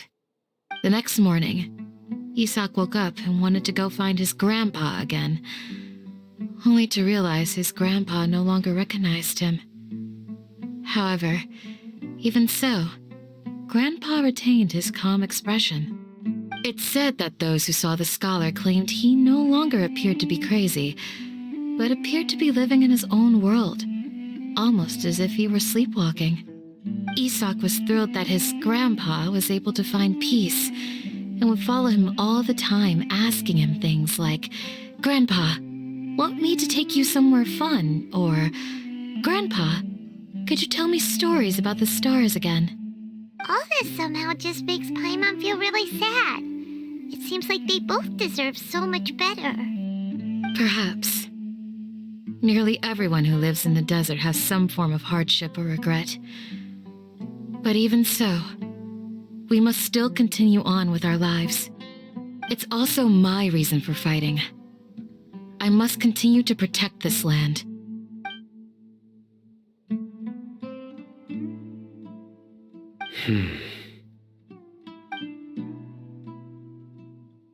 Maybe the people have always had a considerate god watching over them. Huh?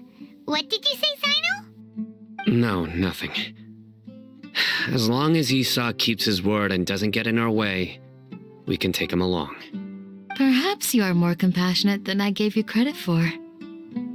Please accept my thanks on Isak's behalf, Sino.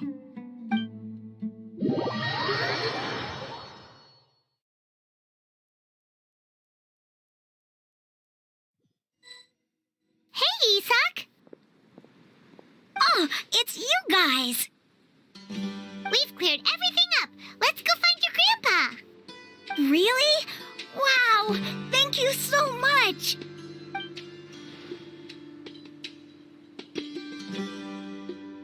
Yeah! Alright. Let's ask the local residents some questions first.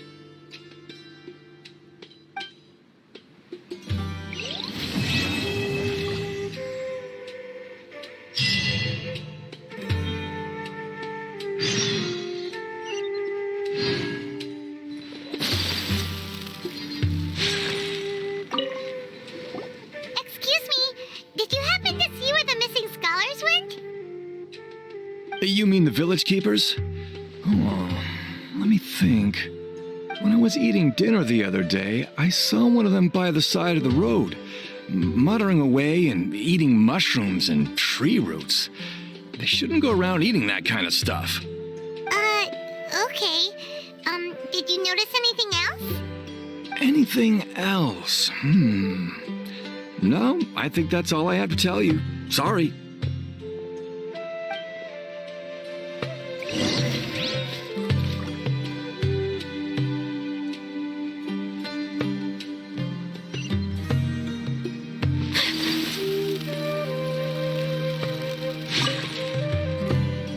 The scholars that have gone missing. Have you seen them? Those eyes. Those fierce eyes. You look like a real fighter. Don't change the subject. Right. You were asking about the mad scholars. I think it's been a few days since I last saw them. I usually go to bed pretty early, so I'm not too familiar with what goes on at night. But honestly, I feel quite sympathetic towards them. Even though they act a little strange, they've helped me in the past. If it weren't for them, my house would have collapsed long ago. Do you also think Grandpa and the others are good people? Grandpa? Oh, hello there. It's little Isak. You mean that nice man who looks like your grandpa's long-lost twin, right? He was actually the one who protected my house. I saw it with my own eyes. He happened to be staying near my house that day and was doing something with his hands on the ground. It still feels pretty surreal now that I think back on it. Did someone teach them how to do that? Well, whatever the case, I'll always be thankful to him and whoever taught him to look out for others. I'm pretty sure that if I ever went mad, I wouldn't be able to do anything like that. Gotcha. Thank you.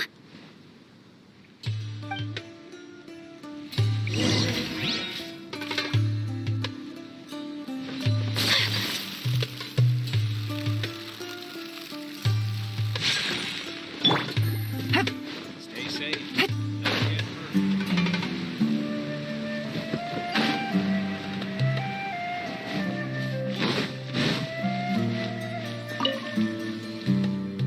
Sir, have you seen my grandpa recently? You know, the one who likes to sit and space out near the village entrance. Oh, well, if it isn't Isak. Oh, your grandpa, huh?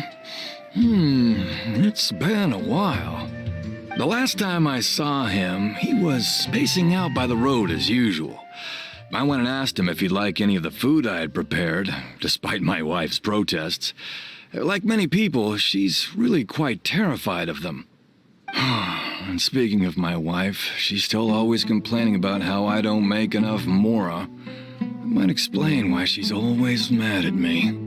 Oh, thank you. Thank you for taking care of him. It was nothing.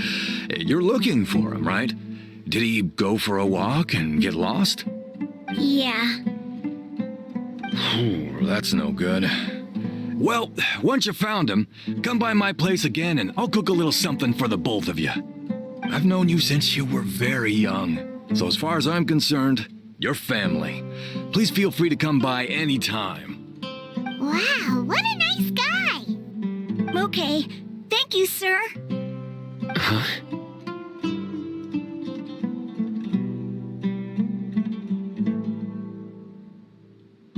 Don't say anything for now. Isak, stay here. Let's head over there. Stay quiet as you move.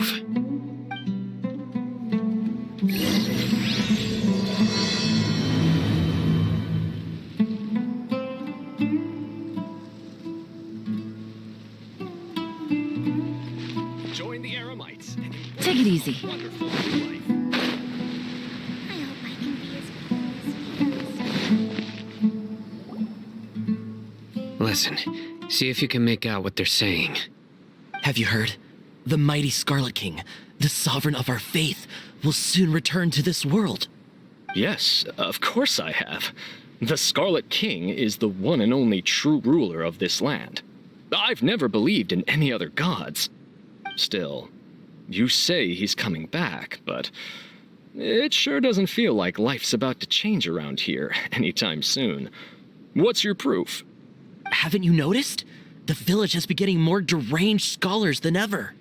Delavar was saying that many people also went insane just before the fall of the Scarlet King's civilization in ancient times.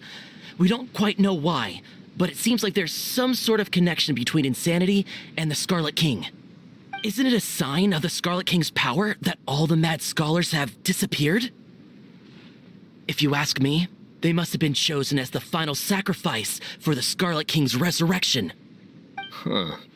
Now that you say it, that does make some sense.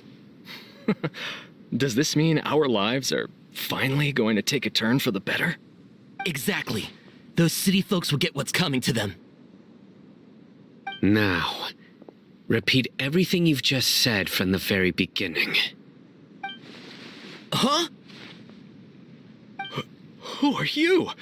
Where did you come from? My patience is running thin. You heard what I asked.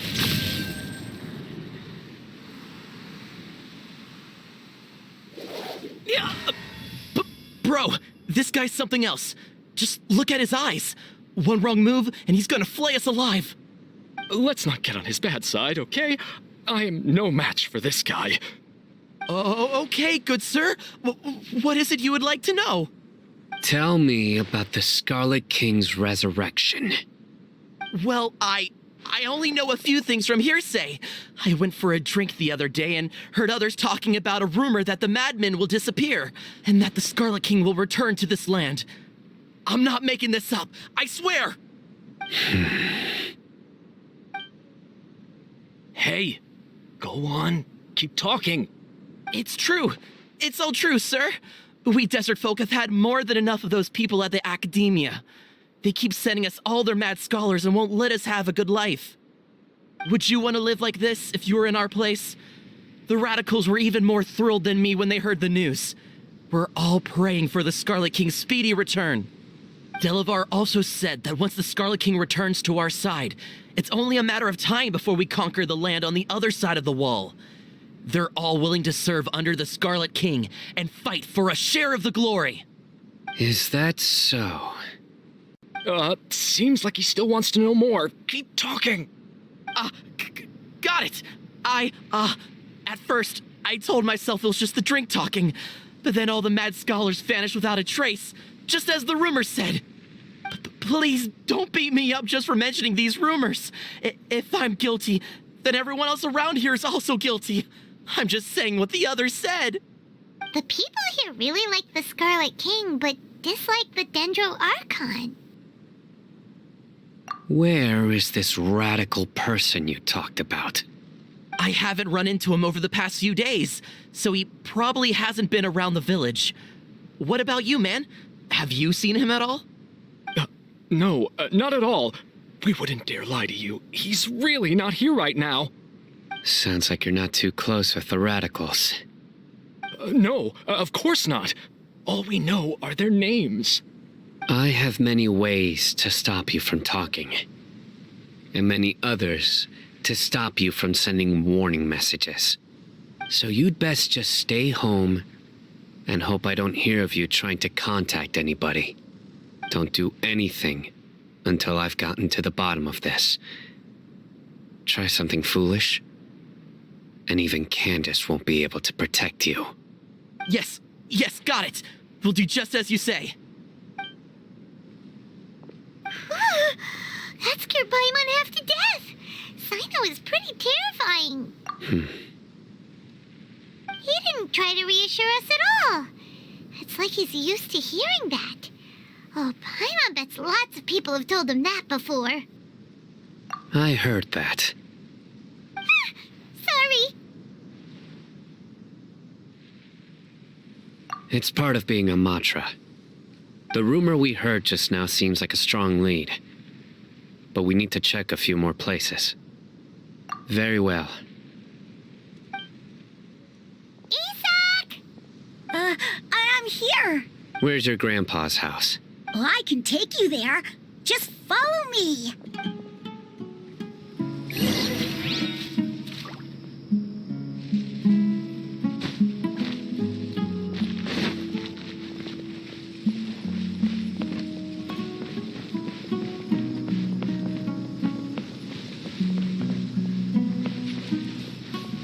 Grandpa, he likes to be alone. Sometimes he stares at the sky in a daze, and other times he just pokes at the ground with his fingers. Every now and then, he yells out at the top of his lungs, so a lot of people are really scared of him. But he's a good person, really. I know he is. I swear, he's just like my real grandpa.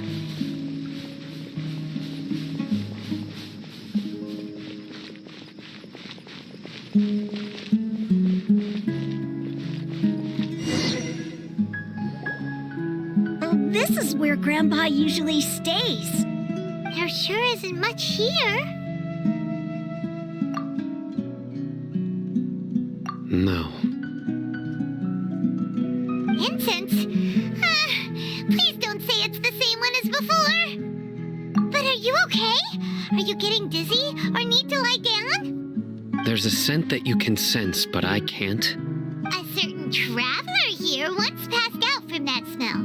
Thankfully, Tighnari saved the day. And then he gave us a long lecture to explain all about how it worked. So, you know Tighnari? Huh?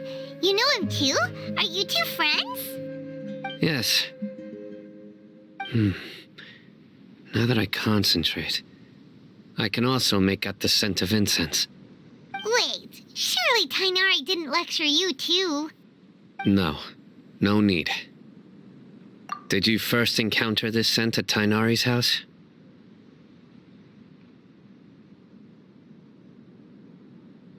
In the forest. From a scholar.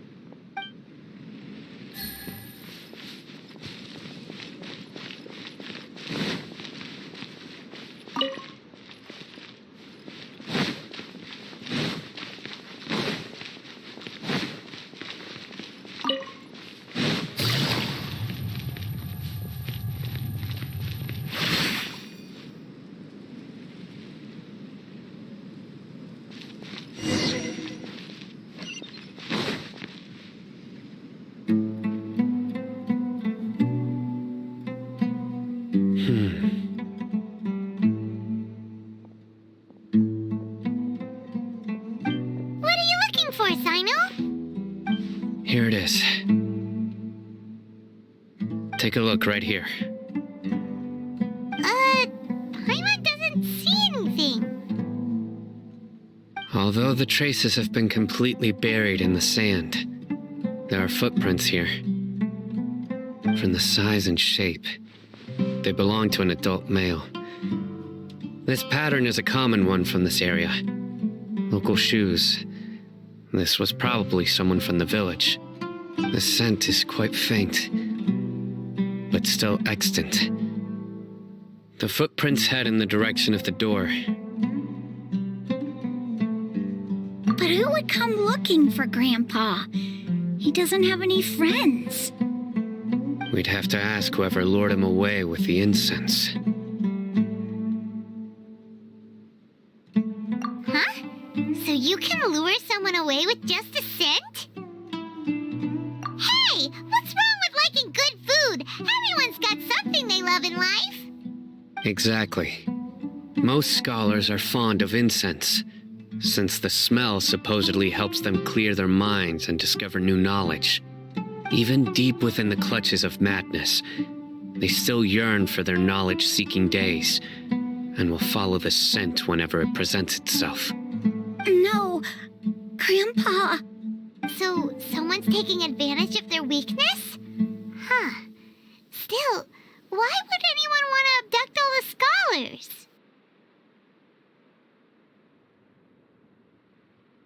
Are the rumors really true?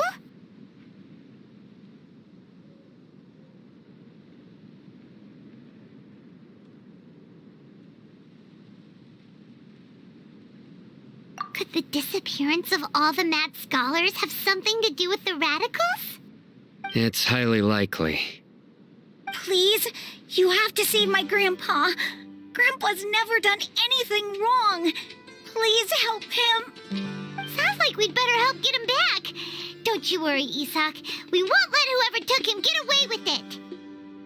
Let's head to Aru Village and inform Candace and the others about what we learned here.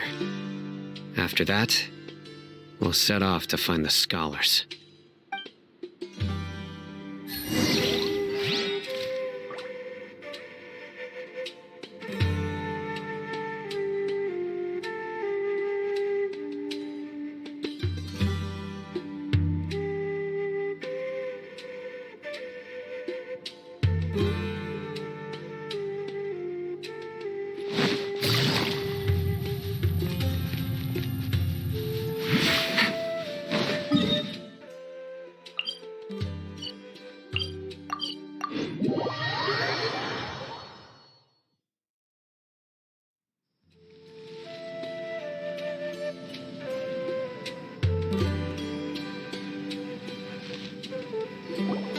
Right. The darker fabric definitely looks a lot better. That'd be my choice, too. We're back, Candace! We've got a lot to tell you. Ah, welcome back. Sounds like everyone's friends already. Oh, Dia's here, too! You bet. So, everything goes smoothly? Reasonably. Haytham didn't go with you? We haven't seen him at all. Huh. I saw him around the village entrance earlier and figured he was investigating with you. I guess he must have gone off on his own. Did you find out anything useful?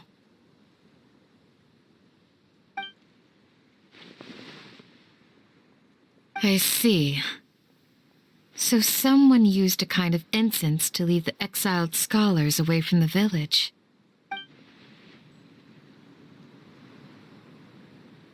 The resurrection of the Scarlet King? First I've heard of it. Far as I know, the kind of incense you just mentioned is only popular beyond the wall. Scholars are fond of it, but as you can see, there aren't many scholars still studying around these parts. No seller would be able to make a profit here. Not to mention making incense is a labor-intensive process. You won't see anybody in the desert with the patience to make or sell something that requires that kind of effort. It seems someone from beyond the wall must have been supporting this. Makes sense. So what should we do then? Do we go back to the academia and search for leads there? If it was any other day, that would be your next logical step. But today, you've got me on your team. So didn't you say that the villager got his news from the tavern? Well, I also like to drink at the tavern, so I know a thing or two about these radicals he mentioned. If Paimon remembers correctly, Travels is some guy called Delavar. Ah, yeah. Delavar, the scar-riddled bandit, Engur, the wide-eyed butcher, and Jabari, the duck-tailed bearded crook. The whole lot of them are known around these parts.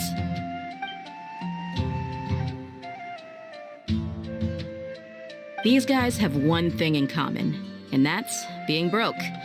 The rougher life gets, the more they want to believe in the Scarlet King. Way they see it, the Scarlet King's resurrection is their only chance at overthrowing the Academia. Throwing all of Sumeru into chaos is the only way to change the way of life here in the desert. Anyway, that's my guess why they've chosen to become radicals. Dehya, you're amazing! You really know this place inside and out!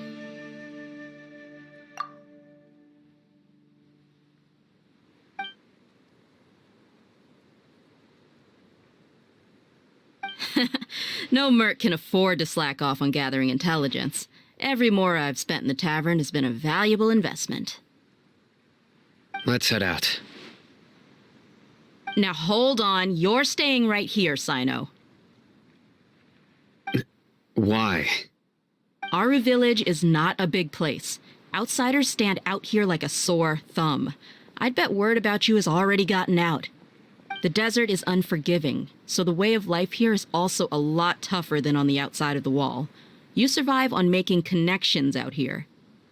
Compared to you, mercs like me are just third-rate amateurs. I've got no actual fighting skills to speak of, but that also makes it a whole lot easier for me to gain the locals' trust.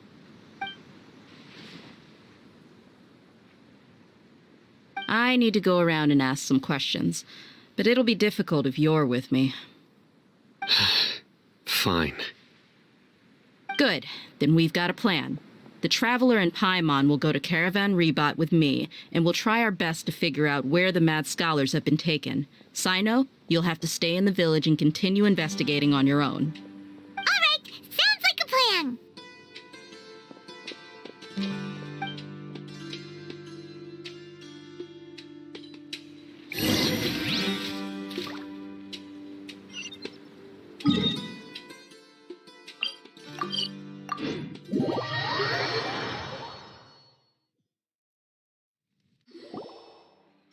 Well, here we are again. Sounds like you're starting to get familiar with the area. Paimon's amazed every time we see the wall of Samiel.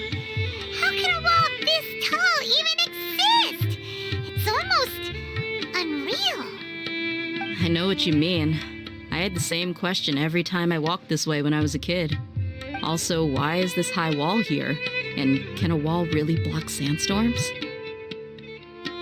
It was only after I grew up that I realized the wall of Samiel isn't just there to keep out the sandstorms.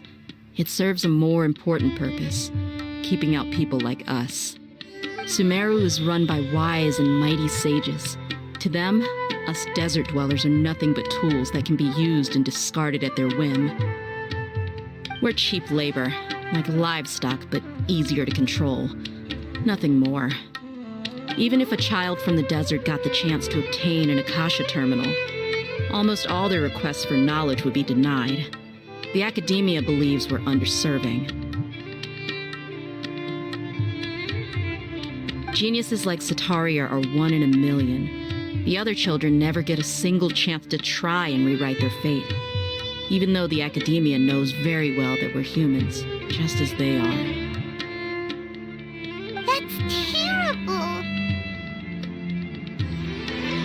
I would tear down this wall with my own hands if I could. Hey, Dehya. You're not thinking about doing anything scary, are you? No, not at all. This place just gets me thinking, that's all.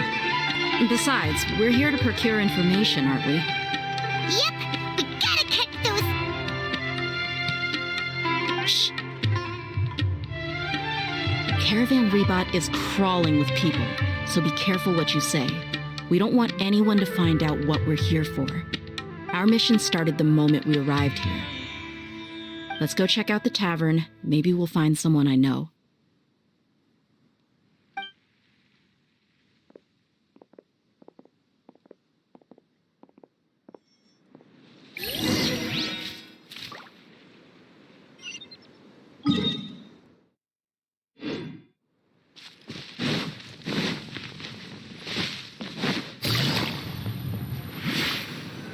Just our luck. None of them are here today. You mean, you don't see anyone you know?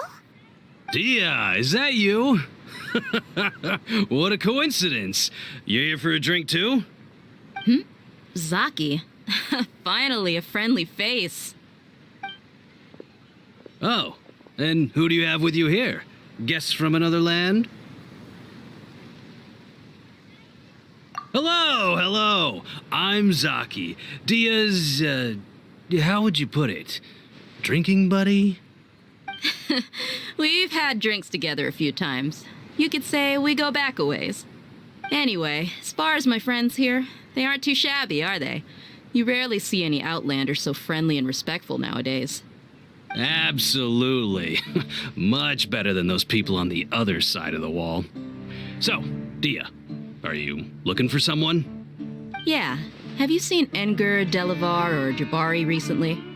Of course I have. Matter of fact, we were all here drinking together just a few days ago. I've got a spice trading deal from another nation. I thought maybe Delavar and his friends might be interested. Know where I could find him?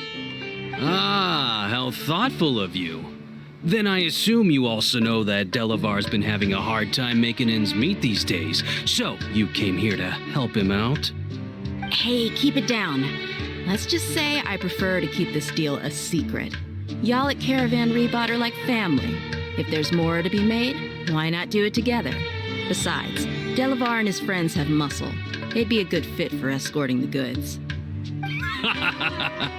Yes, how considerate of you. Delavar's my friend too, so of course I can take you to him. Come with me.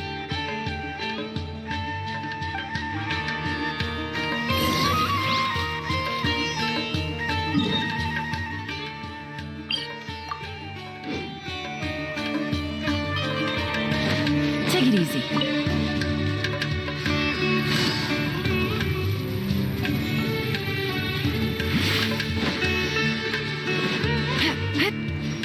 Take it easy.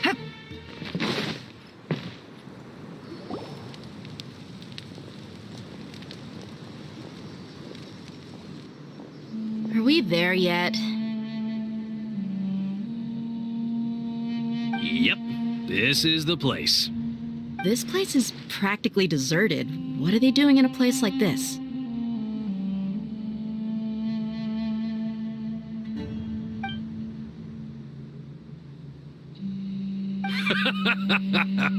Why don't you take a guess? Go on, a wild stab in the dark. You're like lambs to the slaughter.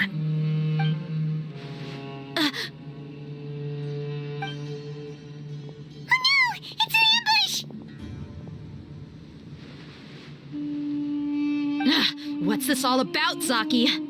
Come on, Dehya. You really think we didn't hear about what you said back in Aru village? The boys have kept a close eye on you from the moment you set foot there.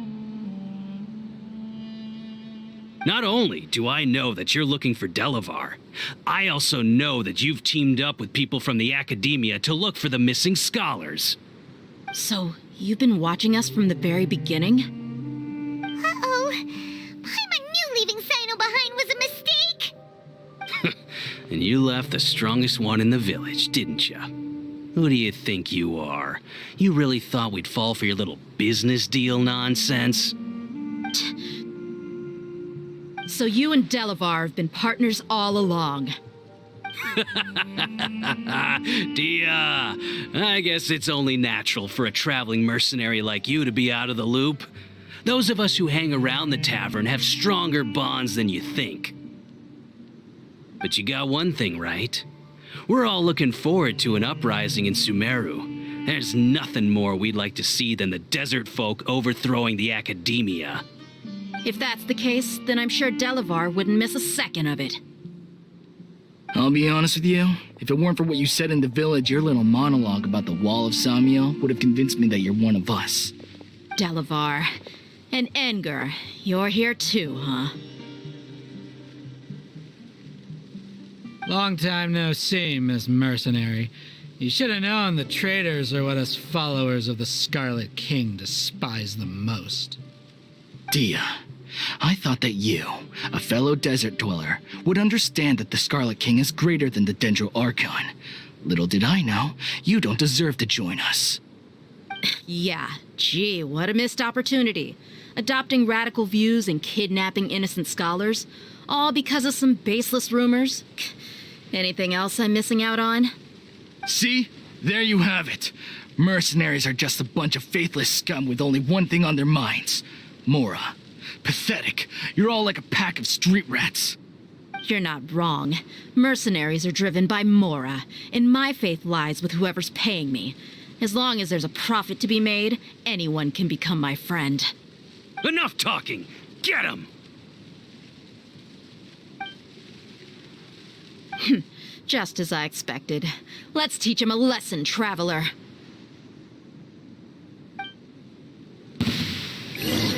Following orders. Busted. Game's up. It's over.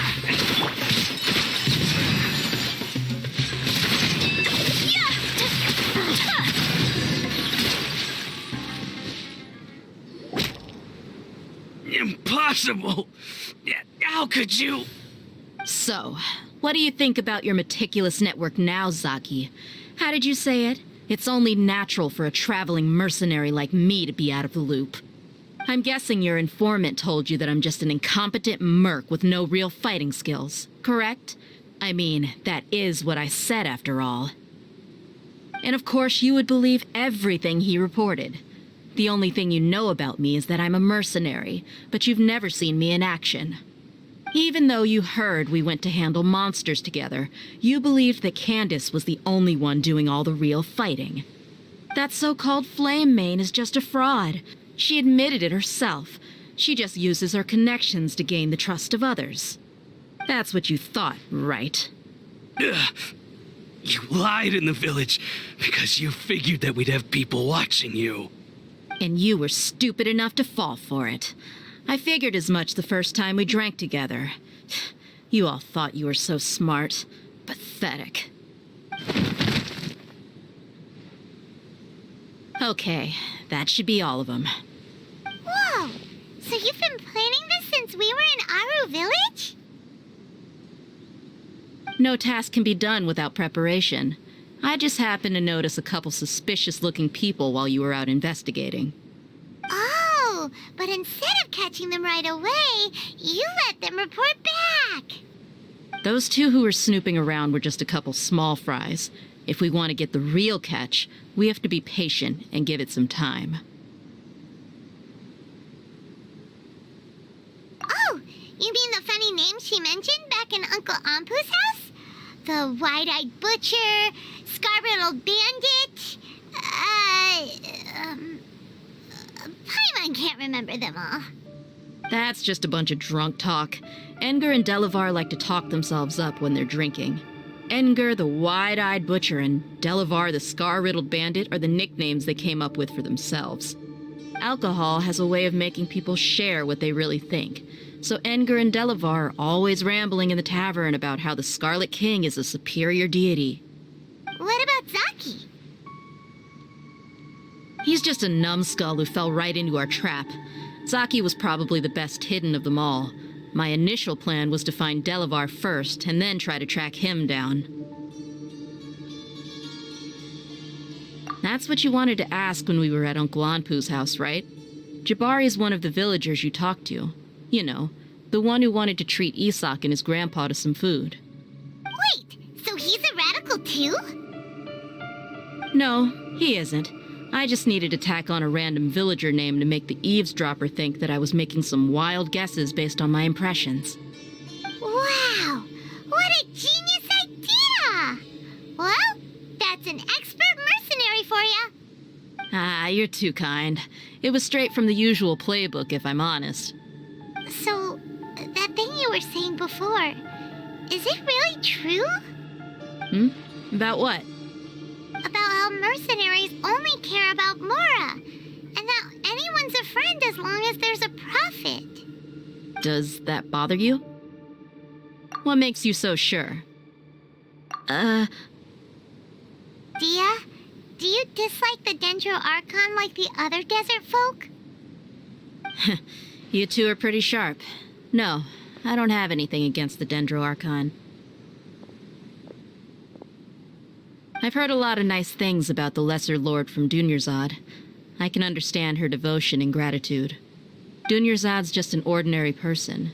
There's no way a god would be so involved in the lives of everyday people unless they were truly compassionate. I've begun to realize that the sages are behind everything that's happened recently. The radicals' blind belief in the Scarlet King, making the Dendro Archon out to be an enemy. It's all the Academia's trickery. But I see through it all.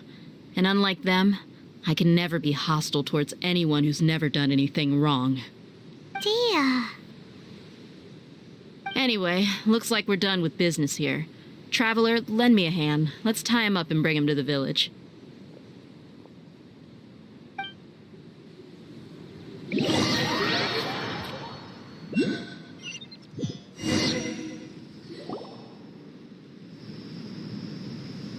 This should be all of them. I'll let you take it from here. All right. I'll be in touch. Until then, please stand by. Candace, do you need any help?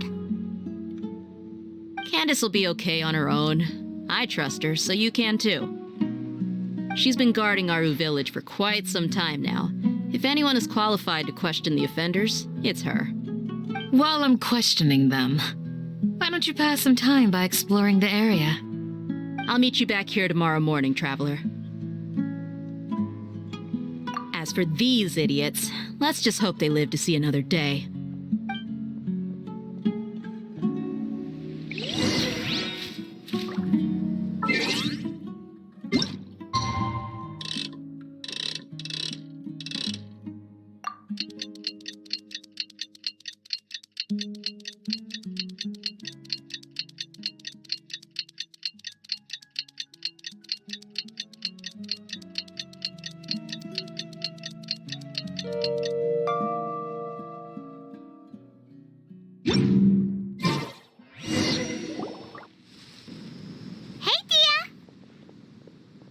Right on time. We'll know any moment now. Paimon's been wondering. You seem to know Candace pretty well. Have you been friends for a long time? We've known each other for some time now. She's a pretty interesting person. Even though she's an extremely strong warrior, she never misuses her powers against others. Oh, Paimon knows what you mean. Like a lot of martial artists say, never take the fight outside the ring. Yep, I guess you can put it that way. It takes strong convictions to be as dedicated as she is, and shoulder that kind of responsibility. Us mercs, on the other hand, we pretty much live from one day to the next. Well, Paimon thinks you're great too. Really? Thanks for that.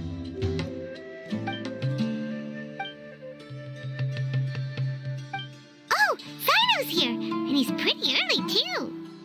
Yes, I was here yesterday to help out a little. To help out? By doing what? Sharing some interrogation techniques. Oh, you mean you taught Candace some more persuasive methods? Right. Come on in, everyone. Come on, let's go inside.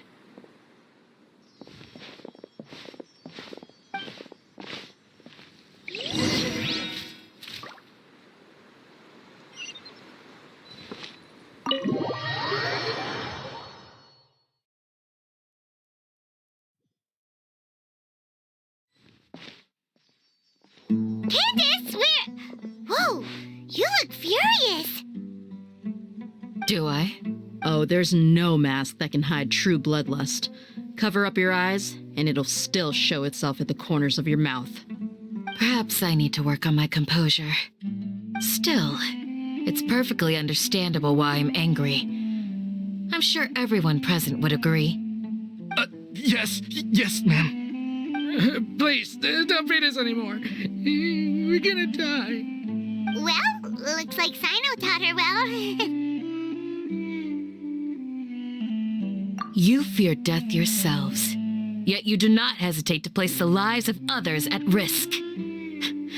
The absurdity is mind-boggling. The ones you call mad scholars are known to us as the Village Keepers. They are vital members of our community, and some even count them as family. You come here, to my village, and you treat my people as nothing more than stepping stones towards your goal. Tell me, what would you do to you in my position? Mercy! Please have mercy! You've made your bed. We may both be desert dwellers, but there is one thing that I understand better than you. The resurrection of the Scarlet King will only result in war. And war serves no one. The people of Aru Village care little about which god is in power. Life may be tough and tiring, but we wish to preserve our way of life. A war would only cause us to lose all that we have. And that is not a responsibility that you can afford to shoulder. We understand. We're sorry. I'll tell you everything I know. Please, just let us go. I'm listening. You might not believe this, but it wasn't us who came up with this idea. Someone was spreading rumors in the tavern. That's how we ended up hearing about the Scarlet King's resurrection. Some mystery man told us that mad scholars will make the perfect sacrifice to usher in the Scarlet King's resurrection. They give their lives, and we can get anything we wish for. They're called Village Keepers.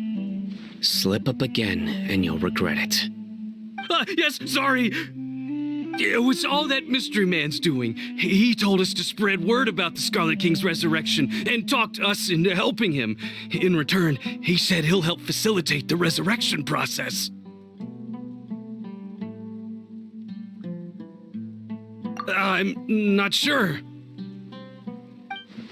That's one. Huh? One what? Strike. You get a total of 3. Then, you die by my hand. Wait, I'm telling the truth. We don't know anything. It was all him. 2. He got us to lure them out of their houses in the night with some kind of incense. We take them to a junction outside the village. Then the mystery guy takes them from there. You gotta believe me, please. I'm telling the truth, I swear. Just ask them if you don't believe me. That was indeed the truth.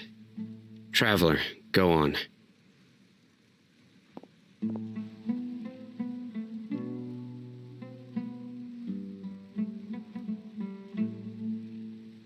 You have to believe me. If I knew that, I would have told you his name right away. I'm not risking another beating to keep his secrets. No way. That guy, he wears a cloak, and he's always careful to cover his face. He calls himself the Scarlet King's envoy. I believe I may know what's going on. Uncle Anpu? What do you mean?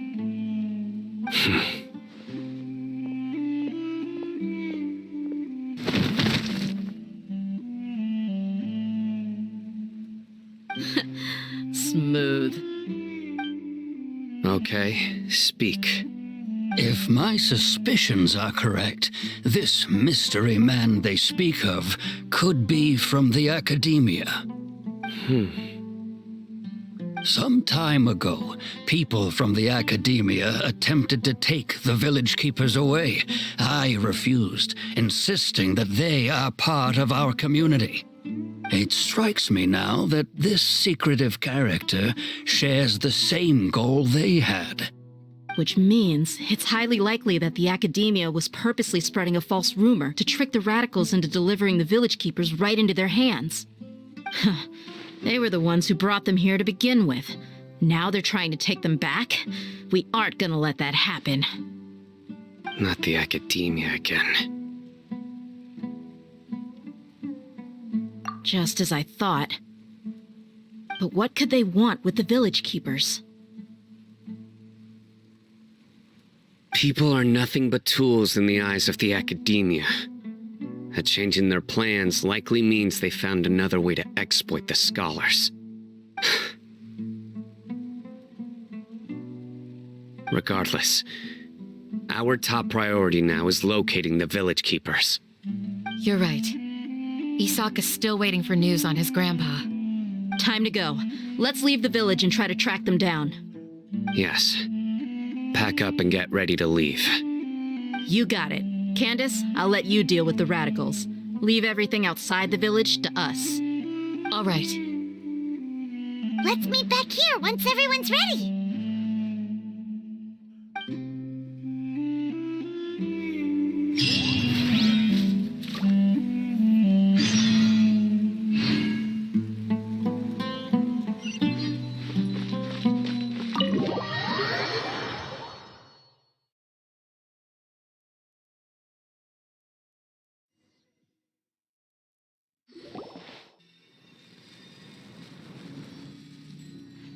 Let's get some food in us and then we'll... Whoa! Where did you come from? Well, as you can see, I am merely sitting here and reviewing what we have deduced thus far. You were gone for ages, and now you're suddenly sitting here musing to yourself? Where have you been anyway?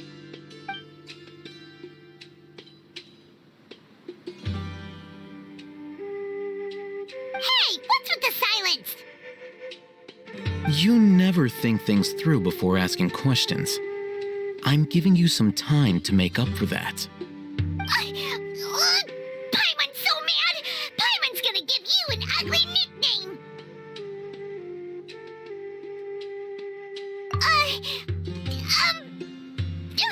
Never mind! Paimon's got nothing. There's just nothing super obvious to pick with this guy. It makes it so hard. Well, you've heard nothing to suggest I left this whole time, so clearly I stayed in the village to investigate. Anyway, you plan to leave Aru Village and keep searching for the truth of this matter, yes? Yep. We're not gonna find out anything more by staying here, so we thought that we might as well take the search elsewhere.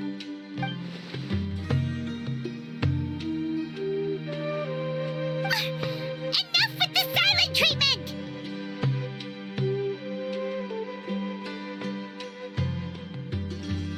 No.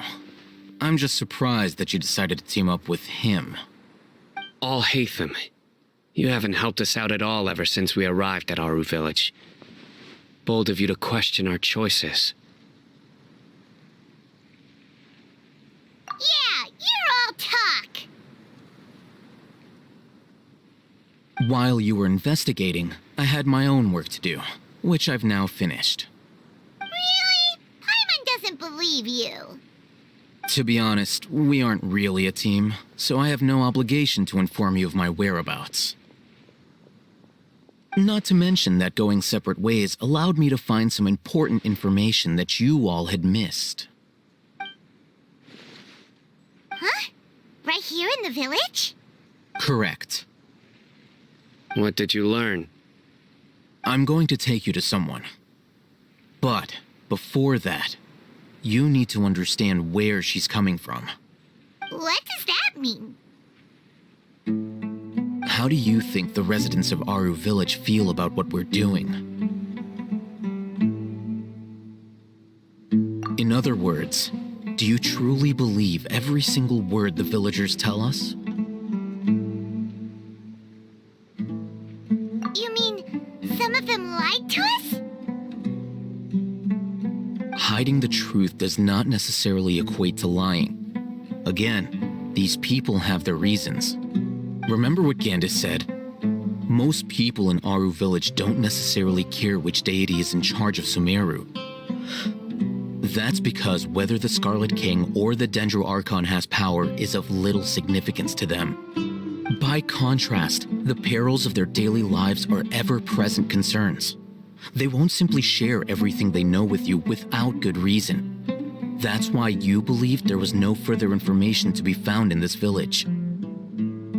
Glad you're following along. Among those you have talked to, there's someone who was consciously keeping you out of the loop. In fact, she's been observing your every move since you arrived.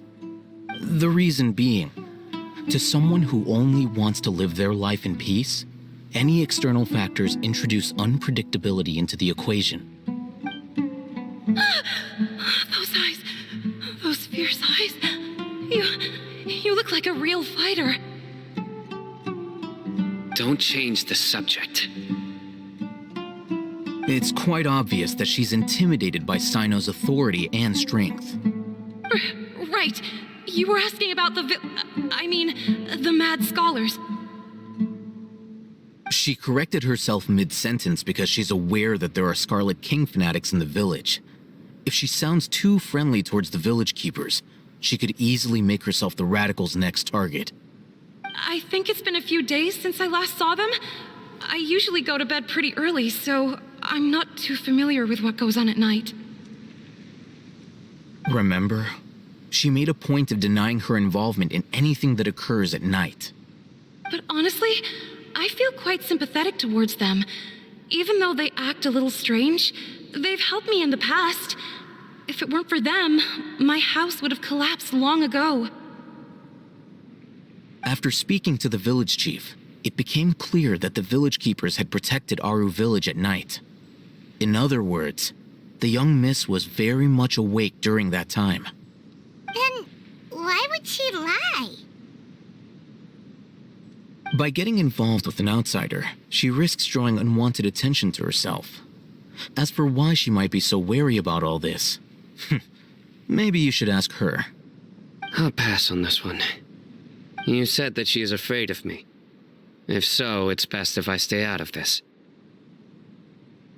We're on it!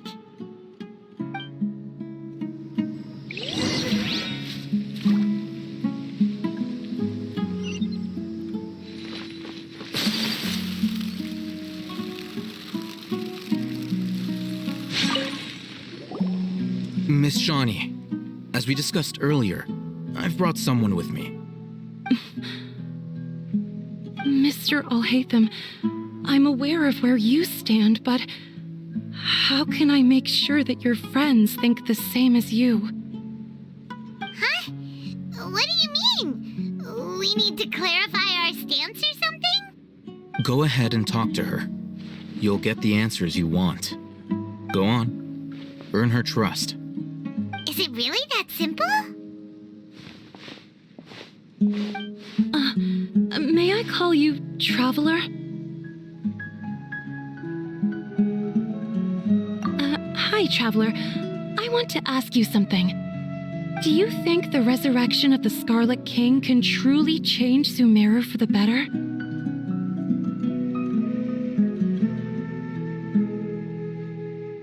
Why's that?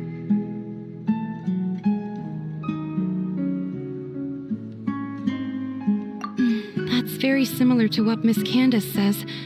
I know you two are friends. That's why I'm willing to talk to you, even though I do have some reservations. Before, I wouldn't even have the courage to ask something like this. Traveler, do you believe our lives will get better?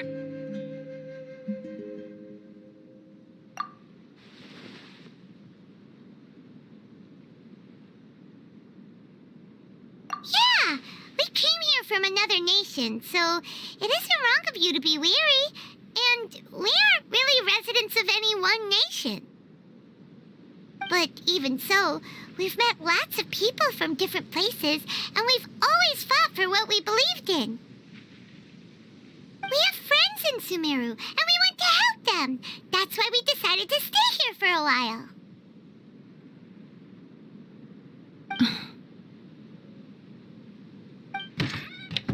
I want to trust you. My apologies for posing my questions like that. To be honest, I didn't expect you to come back for more information. Alhaitham told us you have your reasons. It's okay. We understand. The fact is that only one side of my family is desert folk. I don't really fit in anywhere in Sumeru. Some believe in the Dendro Archon, while others believe in the Scarlet King. I don't belong to either side, and neither side would want me. Speaking of which, the radicals mentioned that they despise traitors. Do they just think that anyone who's different from them is a traitor? Yeah. Some people can be so narrow-minded when it comes to bloodline and beliefs. It makes no difference what I say or how I behave. I'll always be suspected of having ulterior motives. Slowly, I just stopped talking to people. I pretended not to hear or see anything. All I want is to live my life in peace. And then it happened. The village keepers who had helped me disappeared with no explanation, and I didn't dare breathe a word about it to anyone. Until now. You can tell them. I'm sure she'll keep your secret. All right. I'll tell you what I told Alhaitham. I actually have a sharper sense of hearing than most. Sometimes, I hear strange crying sounds in the night. There are ghosts? Perhaps. I'm not sure. It's faint, but it's definitely the sound of crying. It comes from far away in the distance, and always carries very raw emotion. It used to be louder and more frequent, but ever since you arrived in the village, it doesn't seem to happen as often, and when it does, it's much quieter. I have to focus really hard to make it out. I confirmed this with the guards on night duty. They also have someone with a good ear, and he's heard similar sounds at night. But, because we're in the middle of a desert, he would rather believe that they are the cries of beasts than ghosts. There's really nothing around these parts, except for an old hospital not far from the village. I think they used to use it for treating Elazar, but it's been abandoned for years. Yeah, let's go!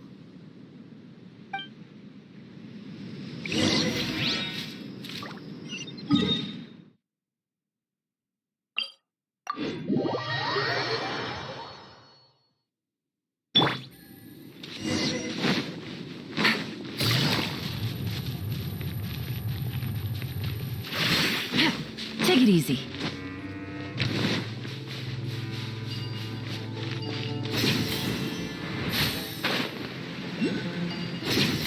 Oh, is this the place?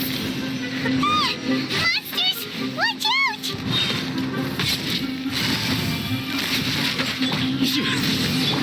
Whirling snow!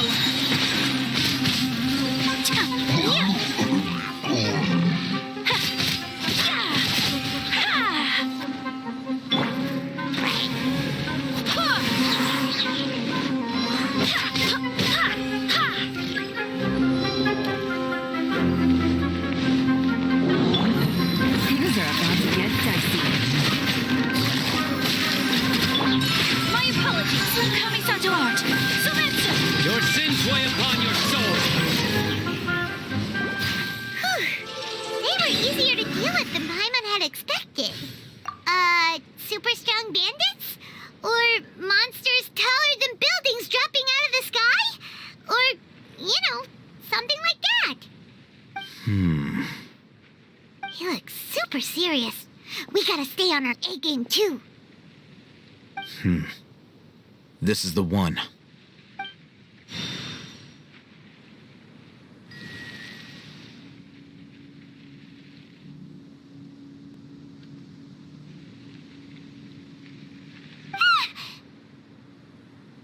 Let's go in and take a look.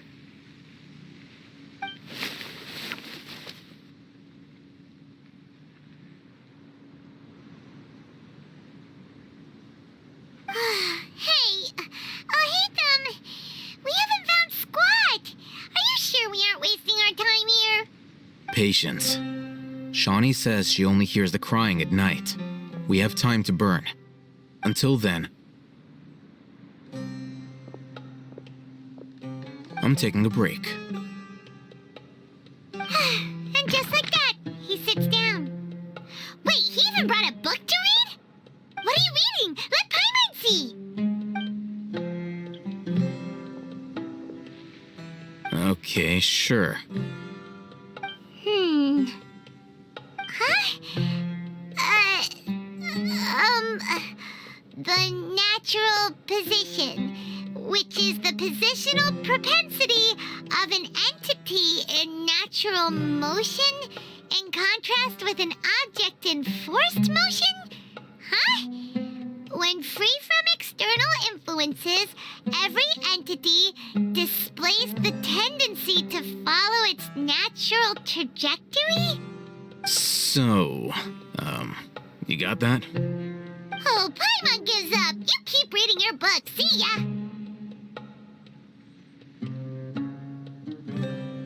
How is he so relaxed? Look at him, reading an impossible book in a creepy place like this. Hey, Paimon's your Teyvat travel guide. Paimon knows plenty of useful stuff already. And anyway, it's not Paimon's fault that the books people read in Sumeru are so complicated.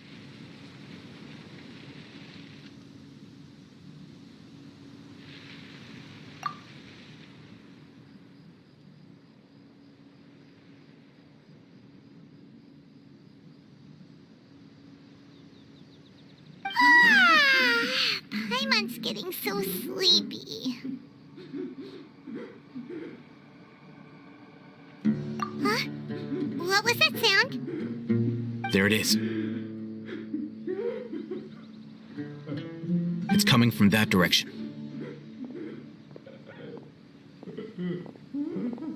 Is the sound coming from here? Huh. Paimon's not seeing anything.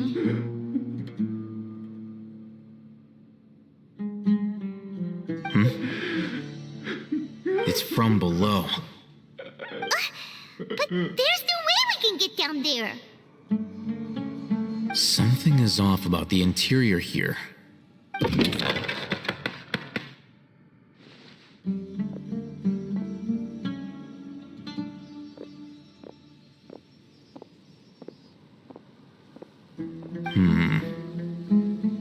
As I thought, there's a hidden structure. Wow. It's like they tucked another hospital into this one. Oh, it looks like there are other mechanisms around here. Let's keep exploring.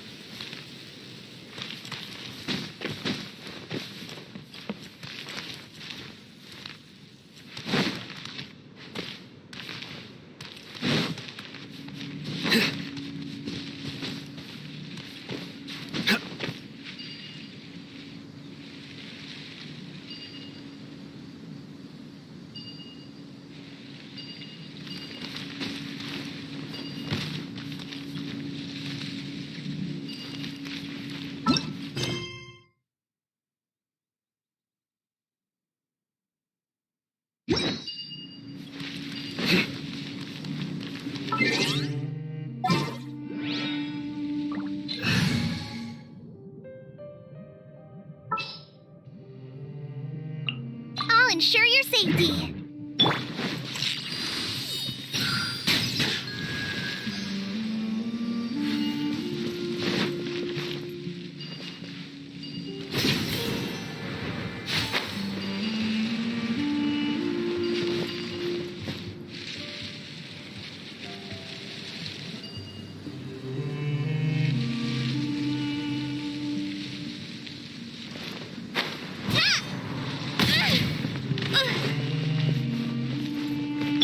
Barbados, guide us.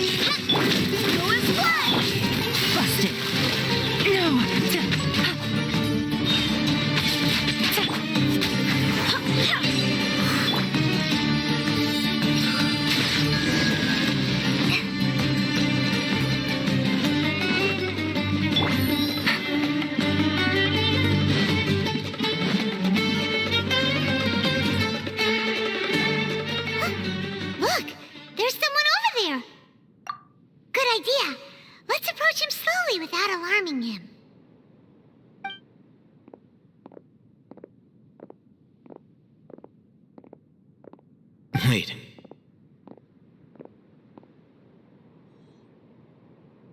You're...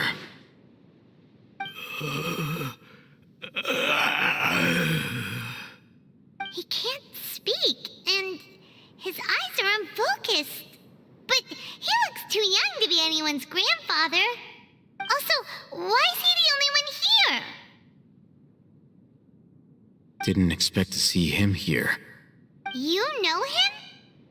He's Razak, a senior of mine at the Academia. He's a scholar too? Is he the kind that holes up in a forest and mumbles stuff about training? No. And that's the problem. Razak was never involved in any of those things. He never trained in the forest, let alone reach Satyavada life. Leaving that question aside for the moment, him being here alone means that we might be too late. Looks like they've already taken everyone away.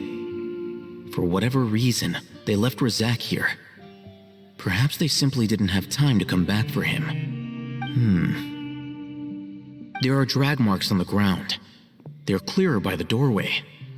Someone was forcefully drawing a cart that was loaded with something heavy. Loaded with people? That is one possibility.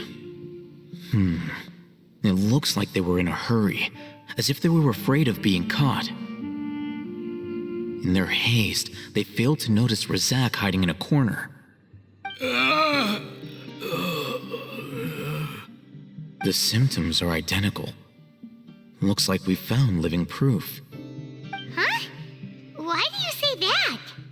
Allow me to jog your memory. Recall your time at Port Ormos. Don't you think his symptoms look familiar?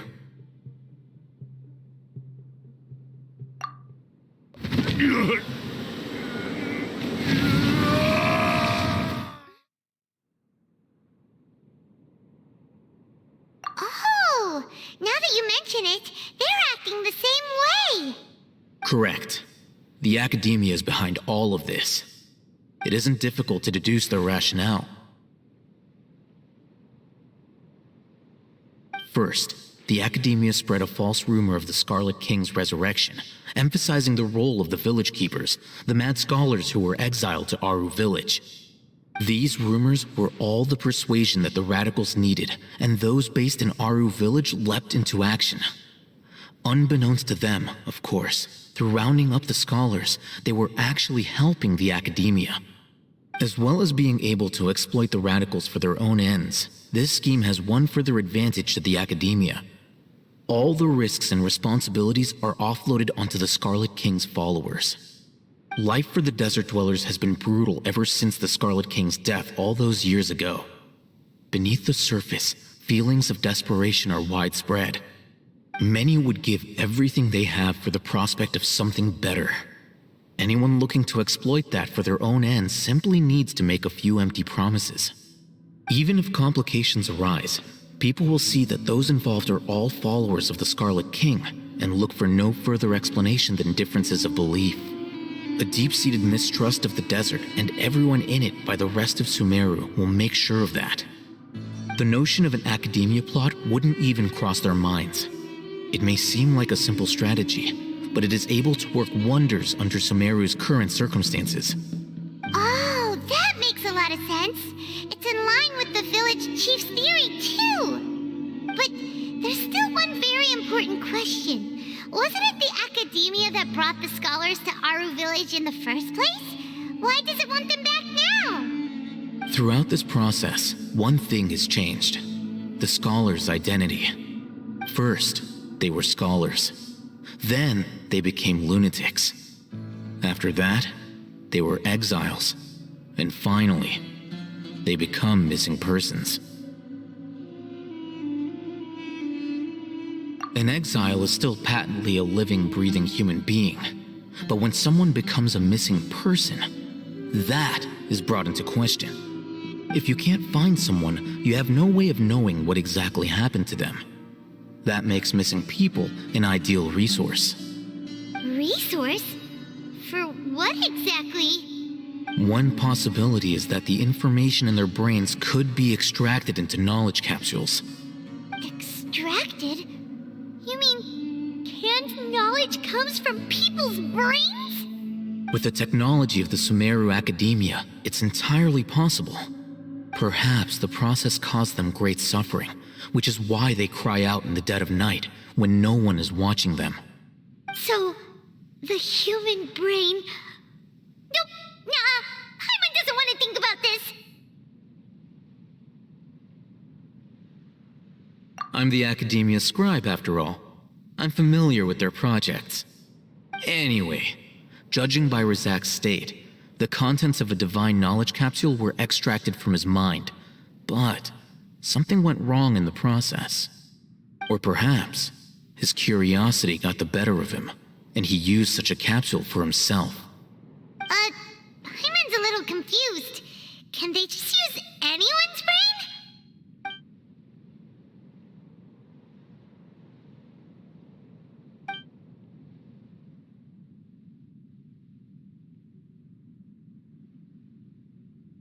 The look on your face tells me you've realized the answer. That's right. To some scholars, gaining knowledge about the gods is their entire life's pursuit. Extracting canned knowledge is just one of the extreme measures they turn to. However, I can't help but wonder, what do they seek to gain from divine knowledge? The Academia is going out of their way to look for forbidden knowledge, but what is their ultimate goal? I've spent quite some time trying to analyze the contents of the divine knowledge capsule, but to no avail. It seems like my way of thinking is too different from theirs. You mean you're not even slightly interested in getting your hands on this forbidden stuff? All scholars seek to expand the horizons of knowledge, but I'm not particularly interested in gods, so I don't share their degree of zealotry. Extracting information from people as if they were lifeless objects? If this is the direction of academic progress, then the Academia may as well shut its doors. Sounds like you're really against all this. Of course. The Academia's actions run contrary to their rules. Whether it be academics or knowledge, everything has its boundaries. If those lines are crossed, the rules and order that govern everything in the world will be destroyed. This matter needs to be corrected, just like fixing a typo in a book.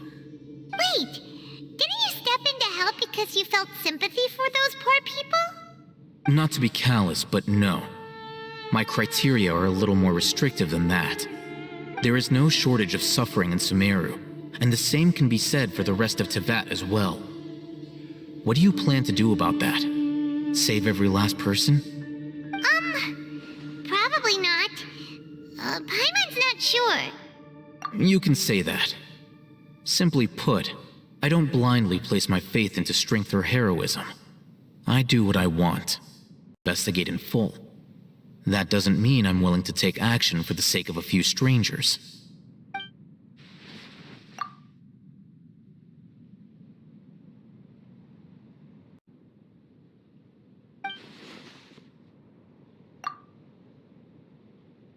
Paimon's been wanting to say this for a while.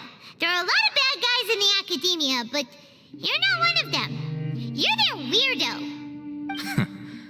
You're probably right. Though I must say, I quite enjoy this feeling of being the odd one out. Uniqueness is also an asset, is it not? Wow, that's a great way to think about it. Paimon's really impressed. If only Miss Shani had a similar mindset, her life would definitely be a lot easier. I'm just a more likable person than her in general. There's nothing more to it than that.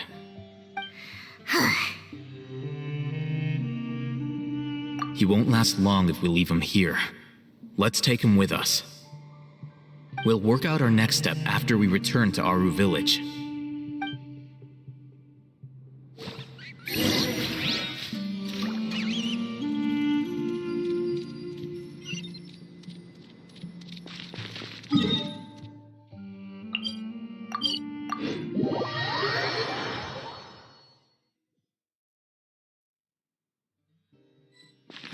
Take it easy.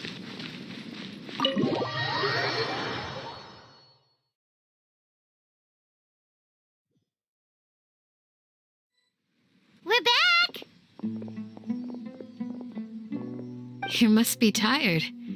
You should rest and take some water. What's the situation? Who's this?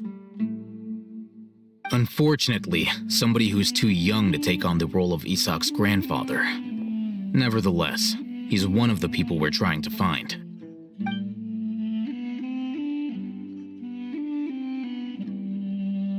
So, at one point in time, the abandoned Elazar Hospital served as the Academia's site for extracting divine cant knowledge.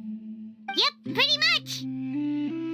Their plan must have been implemented at some point before we arrived at Aru village, since divine cant knowledge has been in circulation for a while now. Yet, they fled once we were headed to the village, almost as if they knew we were on their trail.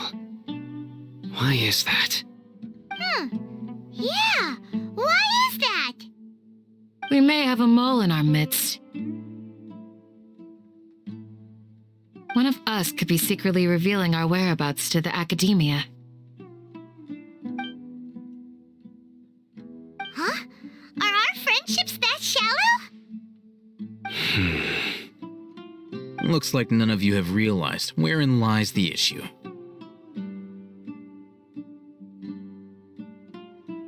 Sino, you're the reason why they can predict our movements. Wait, what's that supposed to mean? Choose your next words very carefully. It is simply a logical inference. I have my reasons. So what you're saying is, Sino's the mole. Interesting. And here I thought you were the most suspicious one, Al-Haytham, since you were always acting alone. I know. You have a point, but I realized something as we were returning from the hospital. Sino isn't like any of us. What are you trying to say? Do you still remember who you are, General Mahamatra?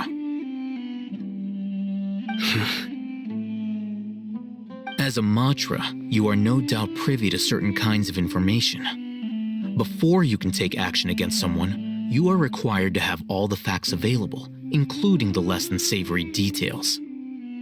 Simply put, the Academia has traditionally allowed you access to a wealth of sensitive information. Knowing their modus operandi, wouldn't you expect them to take precautions against you? If you want to raise a vicious wolf, you need to make sure that you can avoid its bite. The Academia is monitoring me? It's not that simple. The Academia has eyes all over Sumeru, but they have a special protocol for dealing with you. Every so often comes a Nyagarbaha Day. On this day, the Academia enters new information into the Akasha through knowledge capsules. I remember seeing a thick notebook next to the control panel once. Its contents were all about the General Mahamatra, his activities throughout the day, preferred methods of enacting judgment, everything. You're saying that the Academia entered my information into the Akasha too?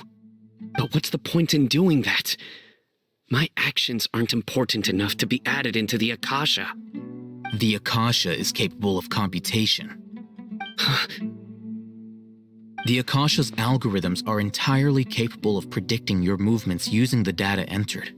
When you would depart, the route you would follow, your destination. It knew all of this. It predicted my every move. The Academia has been watching you longer than you think.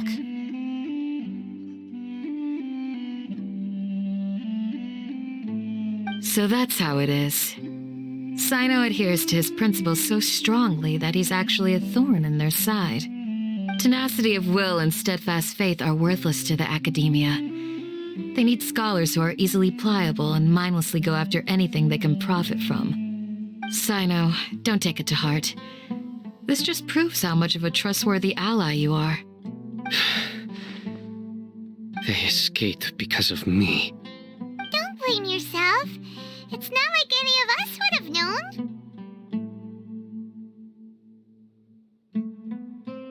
I have an idea. If they predicted my movements, then I might be able to guess where they went. Whoa, you bounced back fast. There is always an opportunity for safety after danger passes. Oh, so that's how it is! Paimon gets it now! If the Academia is trying to avoid Sino, then the safest place would be... Yep, that's right! They'll want to proceed in the direction opposite of where I'm going.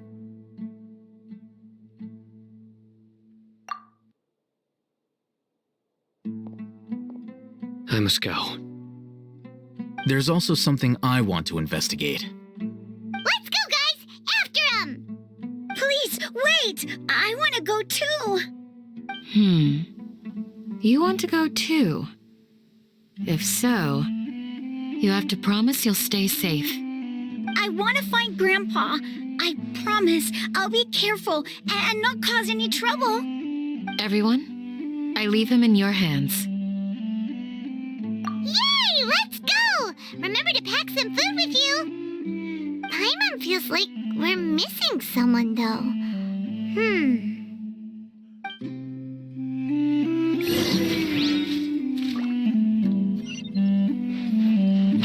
Take it easy.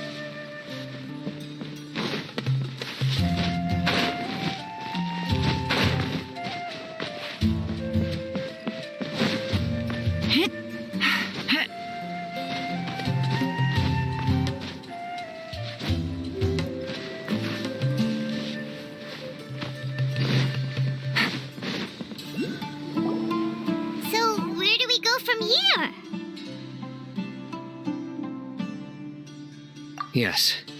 After leaving the village, we should head straight toward the desert.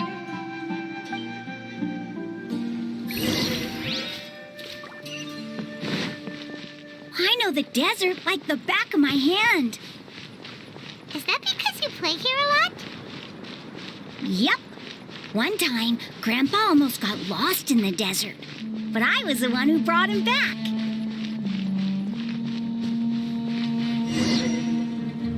There's something here. What's this?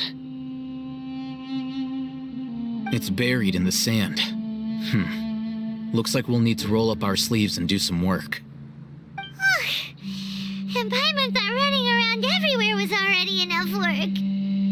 Okay. So, we have to dig it out? Whatever's down there looks like it's buried really deep.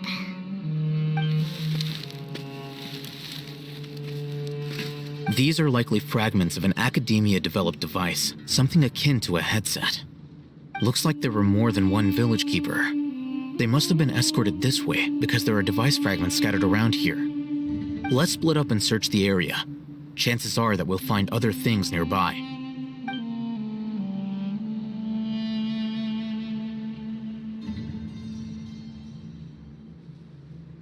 Is this what we're searching for? It looks kind of scary. This is definitely a device used to extract divine knowledge. How did it end up buried in the sand? That can't have been part of the plan. They must have been attacked along the way. Wait, what? Grandpa, I hope you're okay. Don't worry, your grandpa's gonna be fine. Razak didn't display any signs of starvation or dehydration, which means that they left fairly recently. We should be able to catch up. One more thing. Given that the device had been entirely covered by sand, I believe the attack must have happened prior to the sandstorm.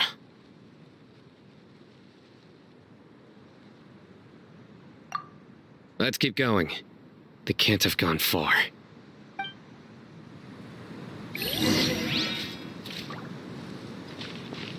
Ugh, but running on sand is so tiring. But you're flying, aren't you, Paimon? Is flying over sand tiring too? Ugh, of course it is.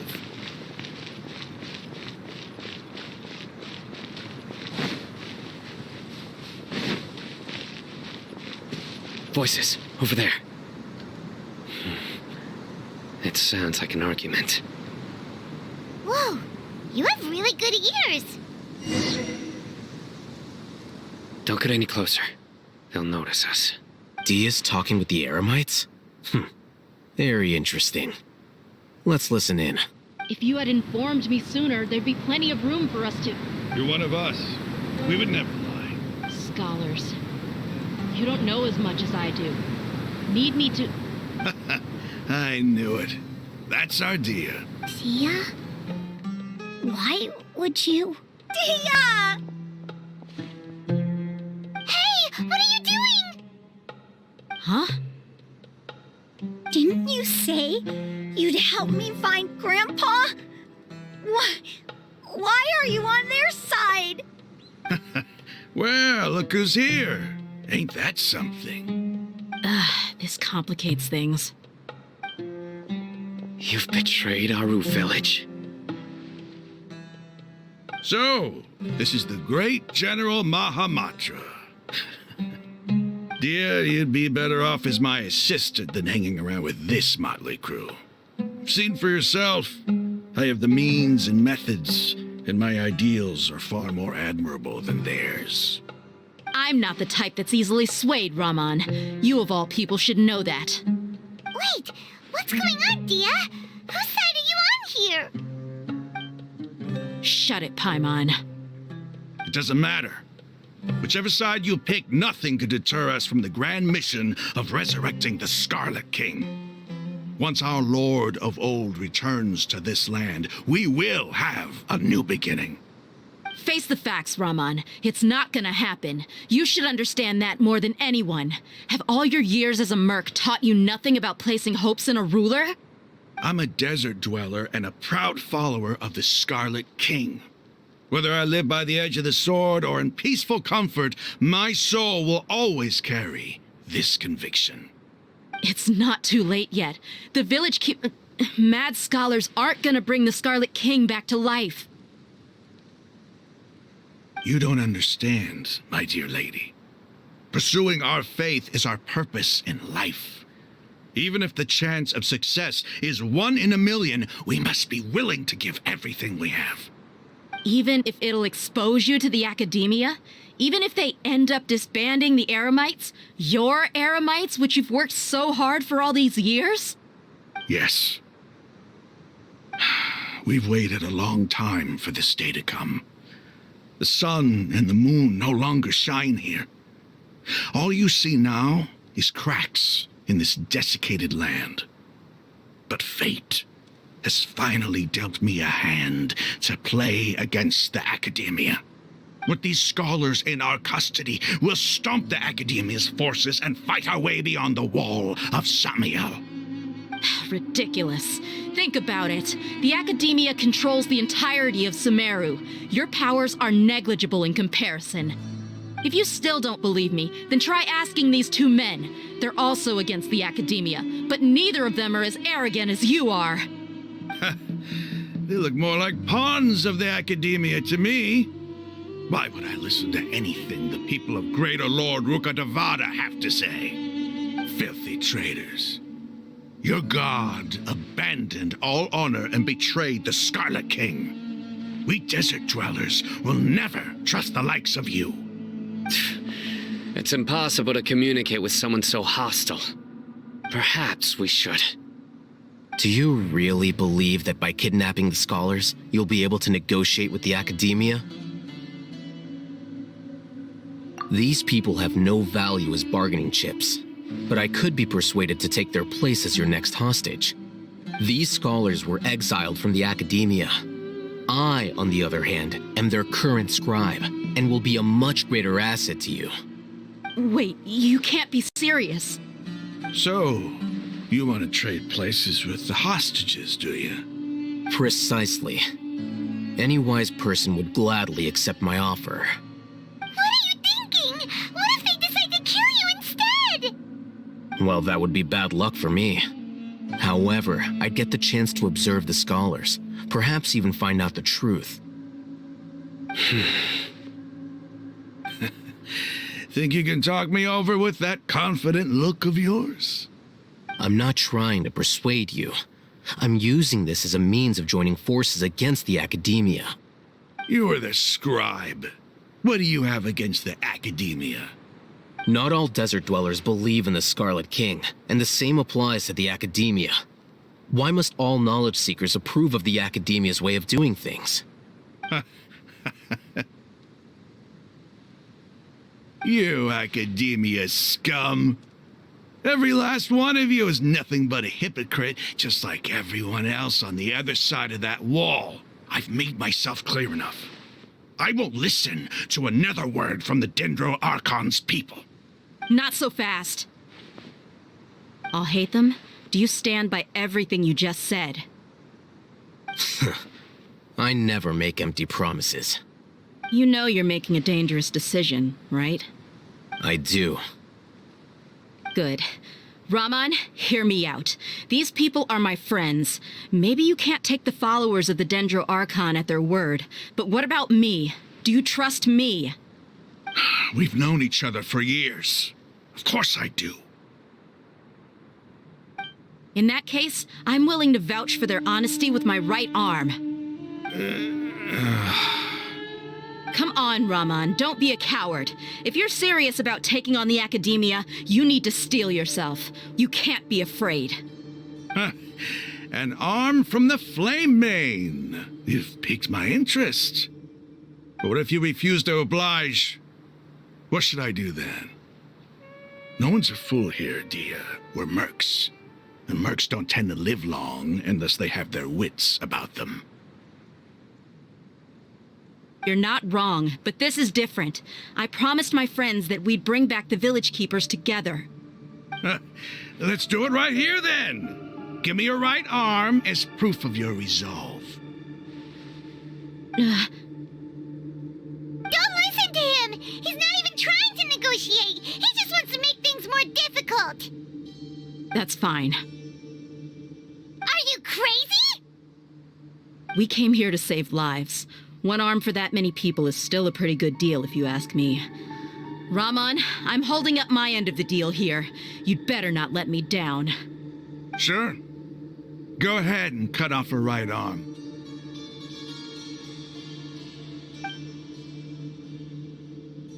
No! Dehya! What are you gonna do? Think of something! You don't have to go this far. That's not for you to decide. Do it!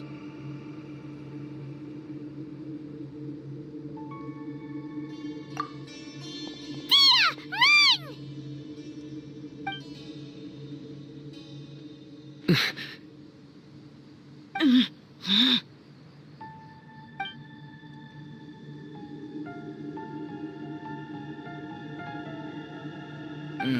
Stop!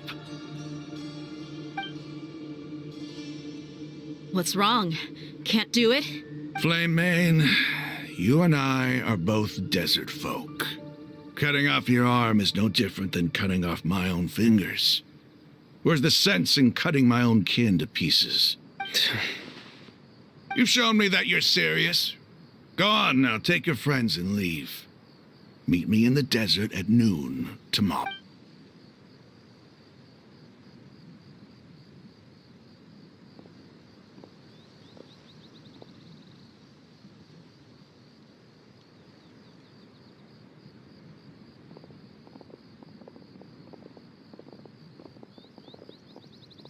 Phew.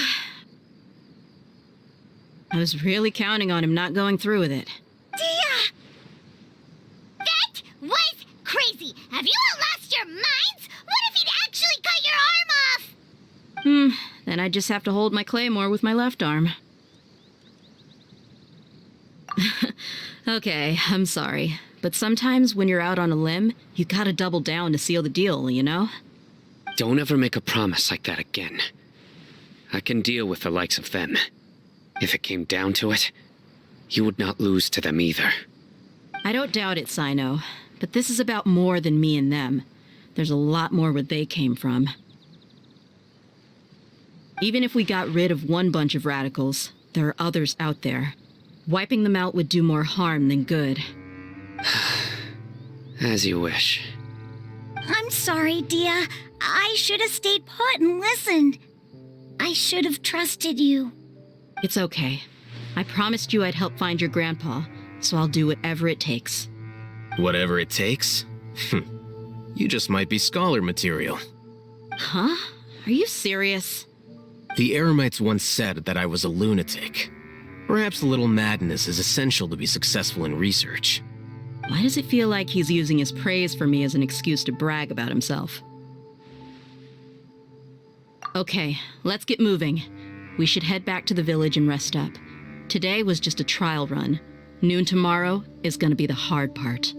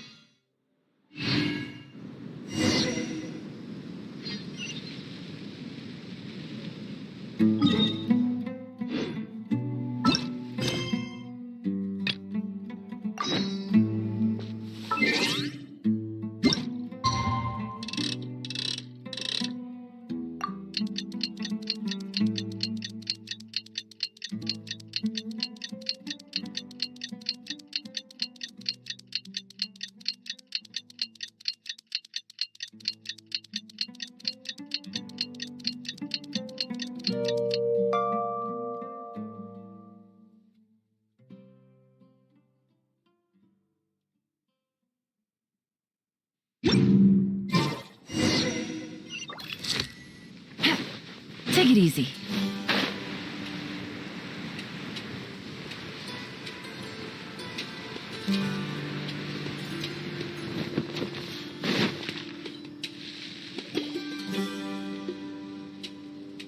You're all here so early.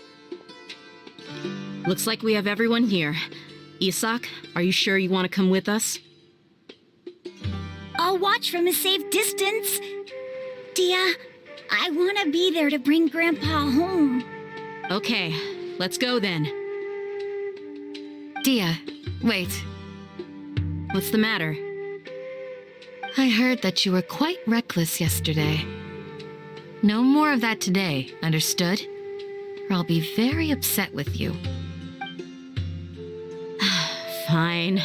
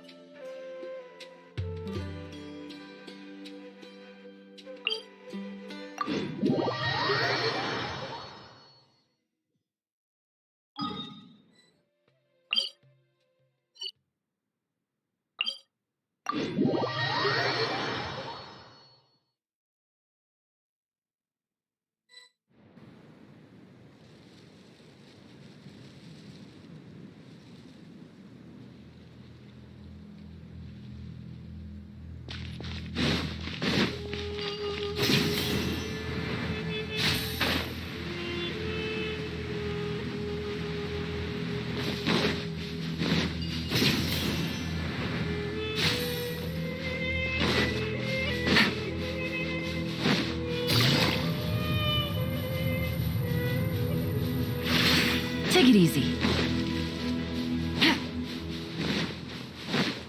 Take it easy.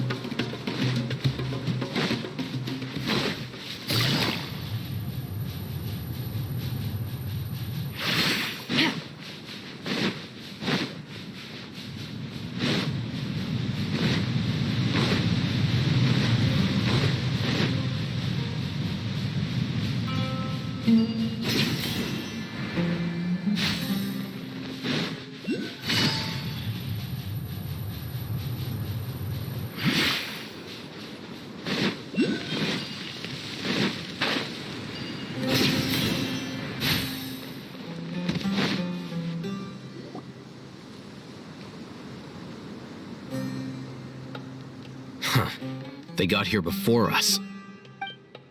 Uh-oh. Is it because Paimon overslept by 5 minutes and held everyone up?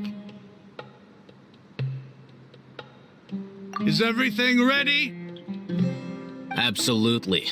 Although, you brought fewer people than I imagined. Bring him over.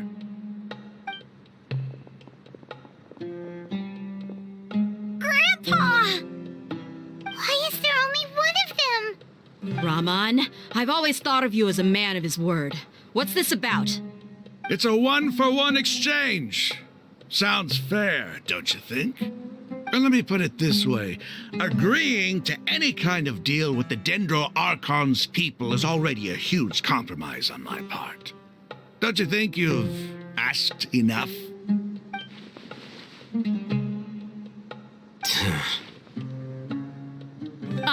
You stay right there!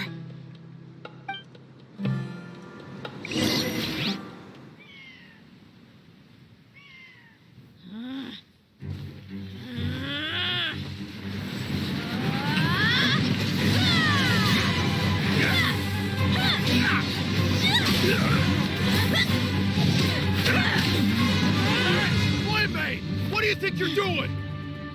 Grandpa! Don't you see this blade here? You coward!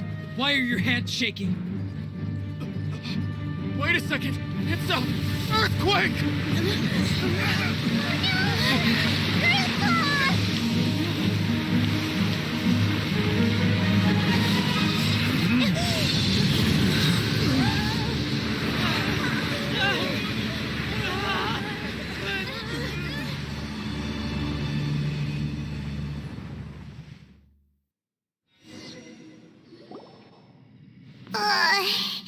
Paimon's dizzy.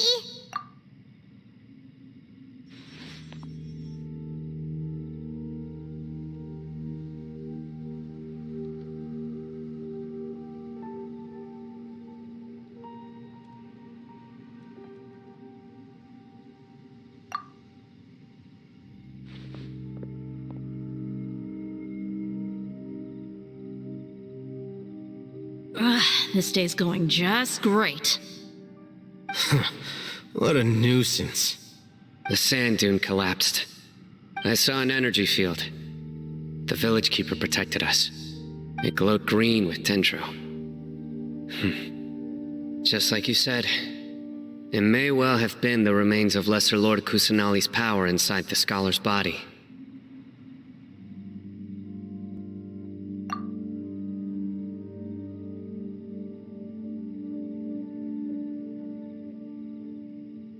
The Dendro Archon. The present one. Grandpa? Grandpa? Oh no, he's getting confused again. Hey, look around you. Did there used to be a temple here?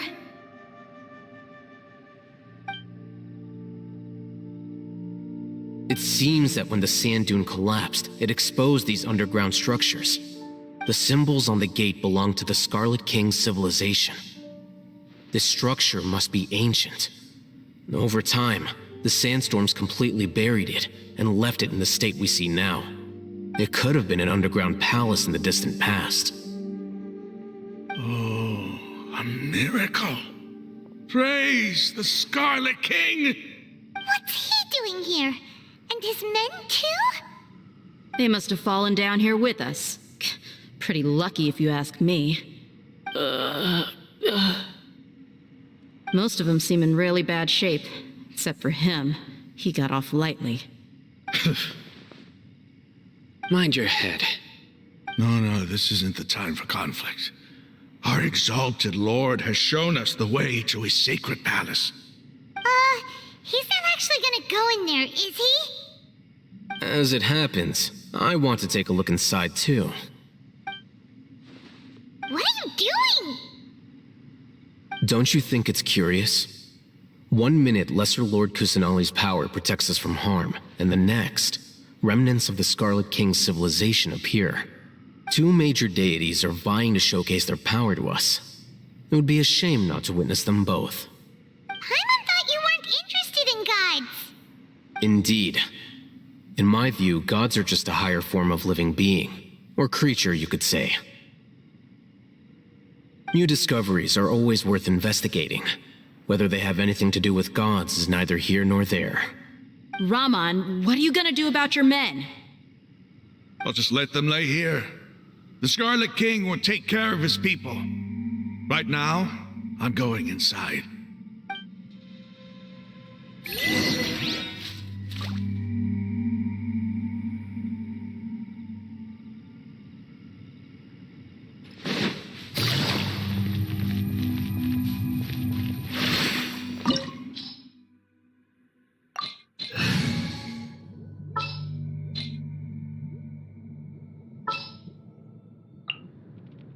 Good eye.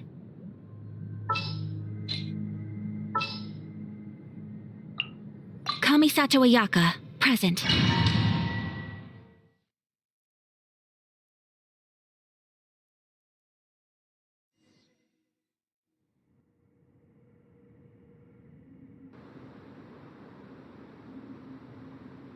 It's full of life here. This defies comprehension. It looked completely desolate from the outside. Yet, it flows with energy inside. Yeah, and there's so many plants. It's so pretty. Sir Raman. What, huh? Me? Do you see another Raman here? Are you mocking me? What do you mean, sir? Interpret it however you want. But there's something I'd like to draw your attention to. While this structure is clearly left over from the Scarlet King civilization, the energy that flows in here is that of the Dendro Archon. Whatever you say. It's not like I have a vision. There's nothing to be angry about. Think of this as an academic journey. It does seem kinda strange.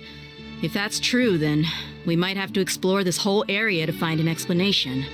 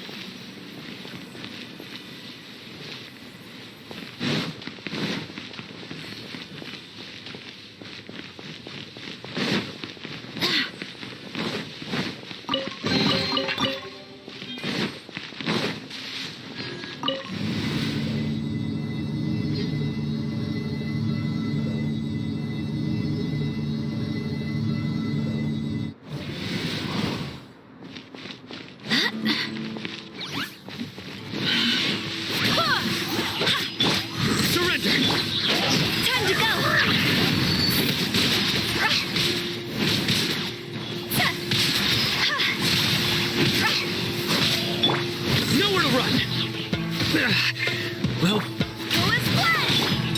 My apologies. Kamisato art. Sumetsu!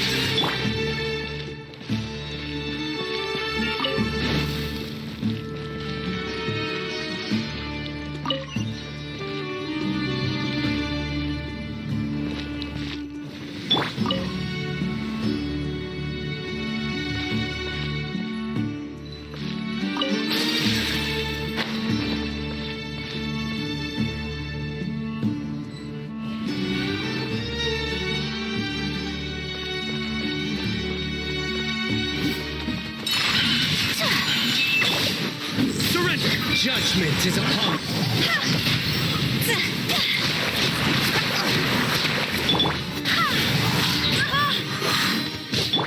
Nowhere. Barbados, guide us. Higher, higher, hands on fire.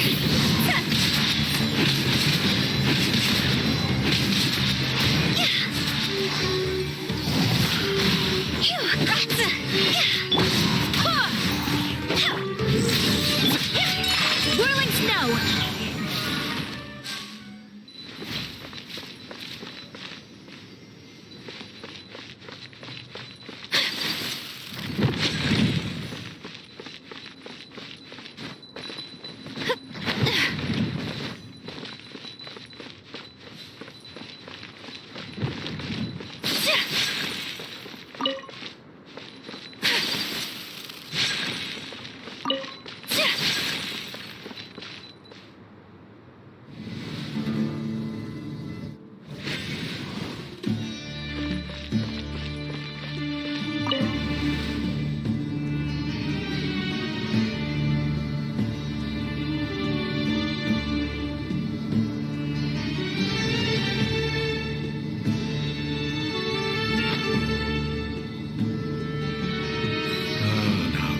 It's a sight to see. The Scarlet King's splendor surrounds us. There's so much vegetation here. It's different than what I expected. Sure are a lot of plants for a desert. That's what I call divine providence of the Scarlet King.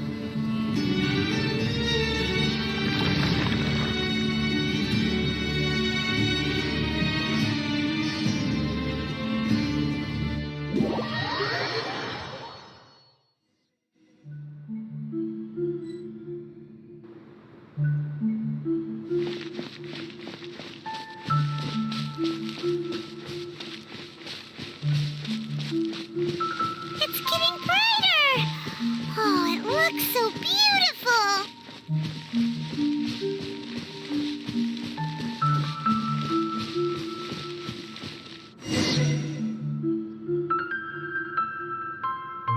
Wait. What's that?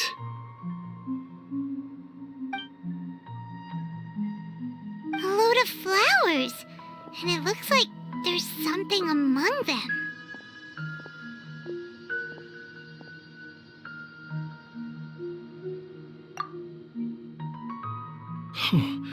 These are Scarlet King runes.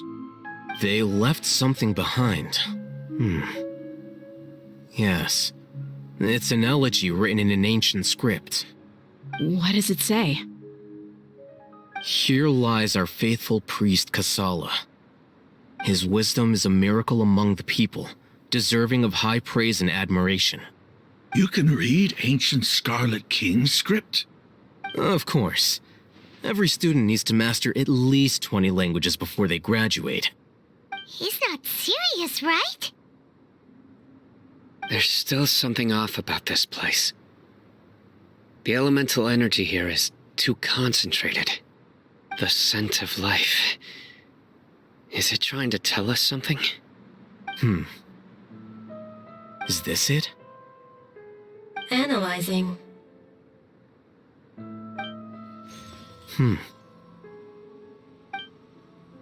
There seems to be a hidden message among these skeletal remains. Excellent. There's a device from the Scarlet King's civilization in this gravesite. I'll transmit the information over and project it for everyone to see. Isn't sharing knowledge against the Academia's rules? Yes. However, under the circumstances, I'd prefer you to see this for yourself. You'll understand after watching it.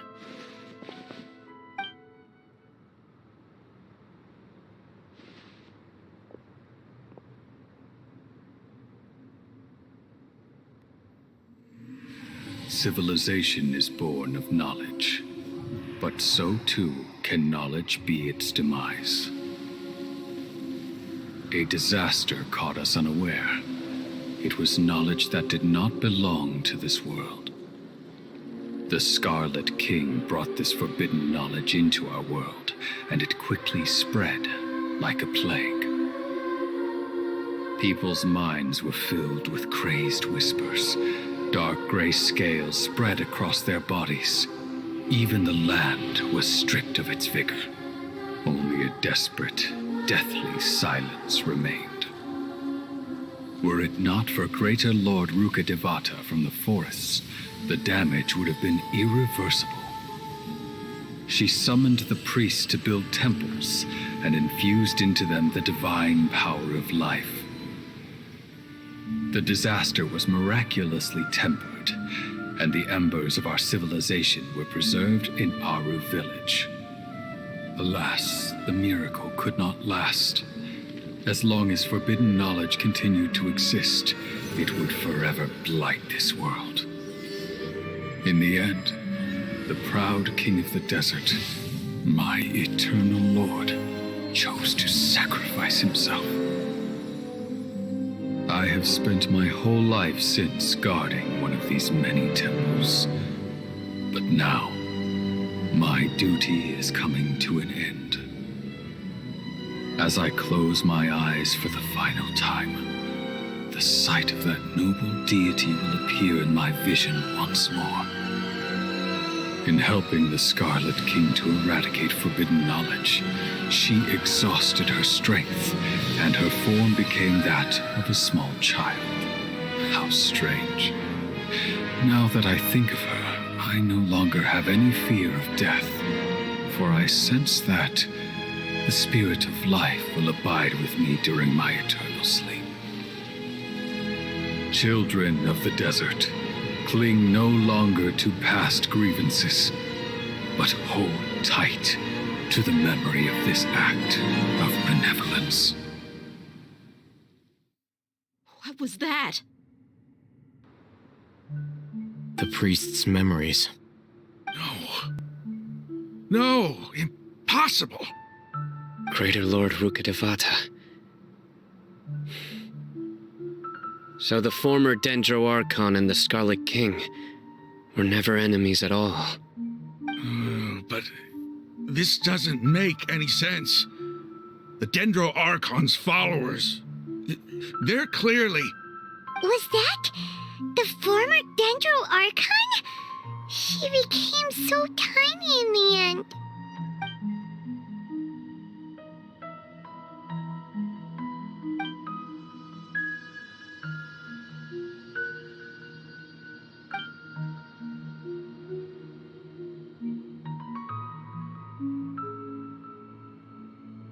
You might be distrustful of the Akasha, but there's no reason for you to doubt the Scarlet King's technology.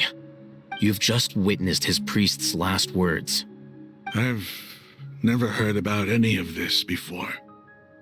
The surviving followers of the Scarlet King all gathered in Aru village. Our god did not make mistakes.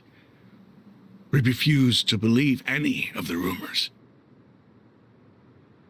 The Scarlet King's death, the all but total annihilation of our civilization, it was all Greater Lord Rukkhadevata's doing. We saw her as nothing more than a traitor, who stabbed us in the back in our moment of crisis. Just like us humans, fighting, feuding, double-crossing each other to survive in the desert.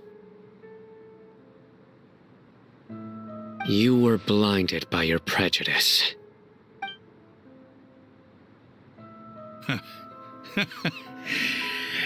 If I hadn't seen this for myself, if I hadn't witnessed his last words with my own eyes, ears, and heart, how could I ever begin to accept this? The truth is so far from what I've always known. Am I really supposed to believe that after all these years, all this time seeking revenge, suddenly now my enemy is my savior? Raman, that's enough. Give it a rest. You're starting to make a fool of yourself. Dehya, tell me, my Eremites and I, what are we even fighting for?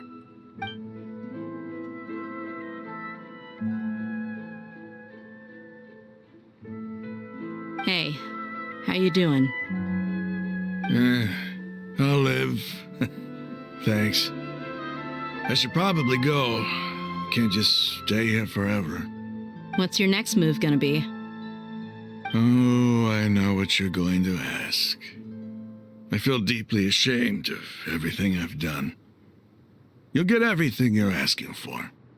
But please, give me some time. After everything that's happened here today, somehow I need to explain it to the others. It's not gonna be easy. Well, I guess that's for me to deal with. Dehya, this is where our camp's located. Make a note of it. When would be a good time for us to go? Tomorrow, I'll convince everyone that we're all on the same side. And I'll return every last one of your your village keepers. We'll share our other resources with you, too. You seem to finally understand that our true enemy is the sages. Yes. The gods never gave up on anyone. It's the people responsible for all this that need to face the consequences of their actions. That must have been rough. But he seems to have figured things out now. Ramon's no fool. Being the leader of your own faction in the desert is no easy feat. It's too bad he was held back by his belief in the Scarlet King. But now that that's changed, I guess we have a few more people on our side. The outcome, at least, is favorable. We should get going too. Let's head back, have a proper meal, and a nice, long sleep. We'll need all our energy tomorrow.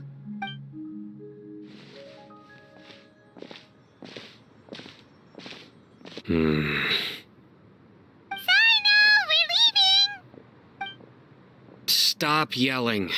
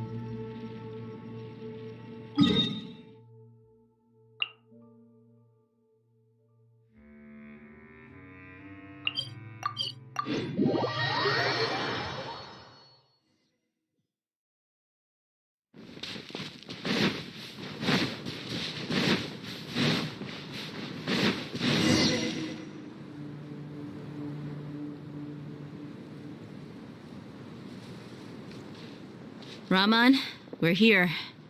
Everything's been arranged. Someone will bring the village keepers back to Aru village shortly.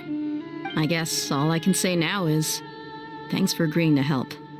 Don't mention it. I think we can both agree you went to hell and back for it. But we share a common cause now. From here on out, we're allies. Where are the perpetrators? I'll bring you to them. Follow me.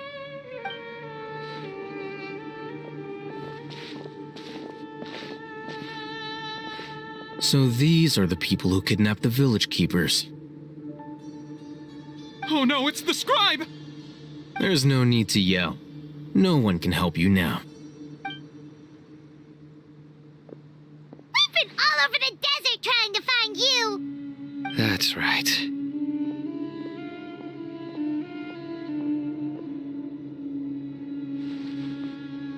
General Mahamatra? No, no! Make it quick, please! Swift and painless! Whoa. The moment they set eyes on Sino, they turned pale like they've seen a ghost! You should have known that I would be coming for you. Wait, we were just following orders. You know what I'm talking about, right? There's no way we could have done all this by ourselves. No, not Sino. He's gonna tear us limb from limb. I could do worse. Please have mercy. Start talking. Otherwise, I'll have to resort to other methods. So, your superiors have kept you quite busy recently. Why? What are they trying to accomplish? They wanted to extract canned knowledge. Don't play dumb. You know what I'm really asking. They extract divine canned knowledge. Then what? I really don't know how to explain it. Well, you better start talking or you'll be sorry! You don't want to make things any more difficult for yourself, do ya? Be my guest.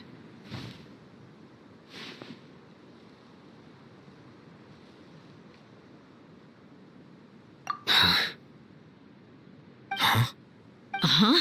That sure didn't sound like a fancy metaphor or anything. You're serious, aren't you? How did you know?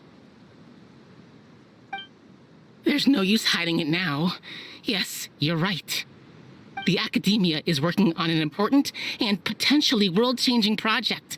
They are creating a new god. A god that will belong to them and to the people of Sumeru.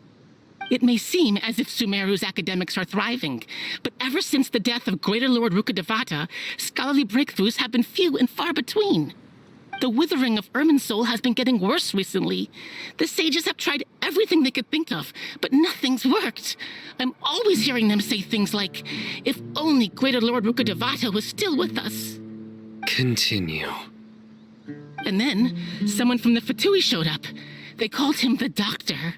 He brought a gnosis and said he wanted to borrow the Academia's research facilities. The Doctor was previously expelled from the Academia. At first, the sages looked down at him in disdain. But when he said those words, everyone's expression changed. He asked them, "Do you wish to create a god?"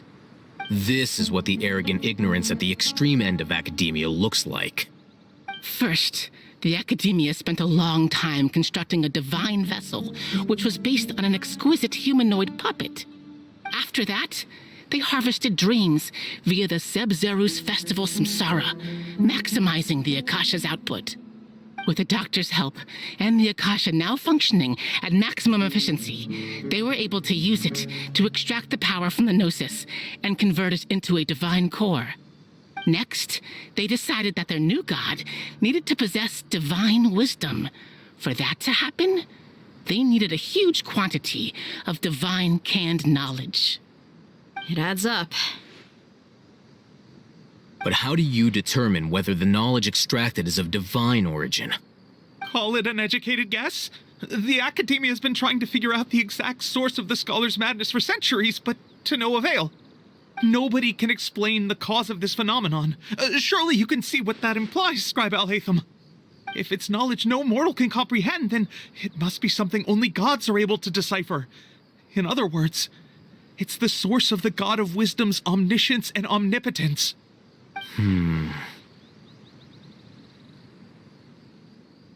You must have noticed by now. The Academia doesn't care about who their god is. It's the ability to exercise control over knowledge and wisdom that matters. It is as if they are cursed with a desire for omniscience and omnipotence that burns in their blood. Some organisms demonstrate phototaxis, and thus orient their entire lives in respect to sources of light. For the sages, their only source of hope is the existence of a deity who embodies the acme of wisdom. This is but a form of phototaxis. For many scholars, the absence of a god of wisdom means stumbling in the darkness for the duration of their lives. Then what does Lesser Lord Kusanali mean to you? Is she not a true god present in this world?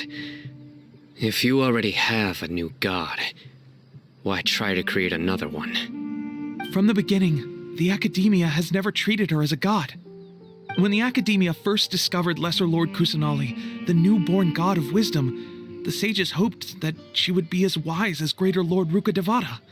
But upon evaluation, they found that at the time she possessed no more intelligence than any ordinary human child. The sages never had a ruder awakening. This forced them to accept that Greater Lord Rukkhadevata had indeed passed away. Not to mention that Lesser Lord Kusanali's gnosis had been used to power the Akasha this entire time. By herself, she has neither an Archon's raw power nor the spectacular insight expected of a god of wisdom. Slowly but surely, people began to forget about her existence. So, this is the path the sages have chosen.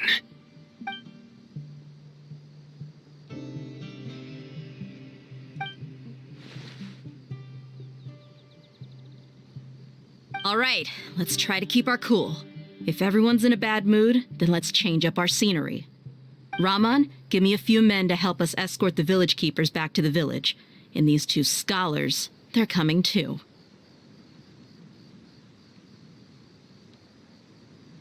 Sure, as you wish.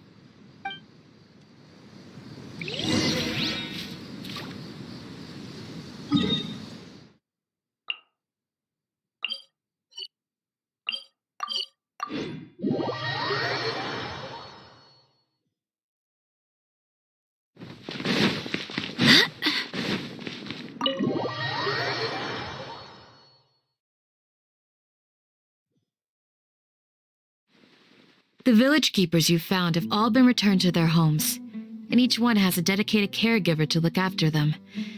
The 2 new scholars are being kept under close supervision, too. Really great work, everyone. The atmosphere is so heavy.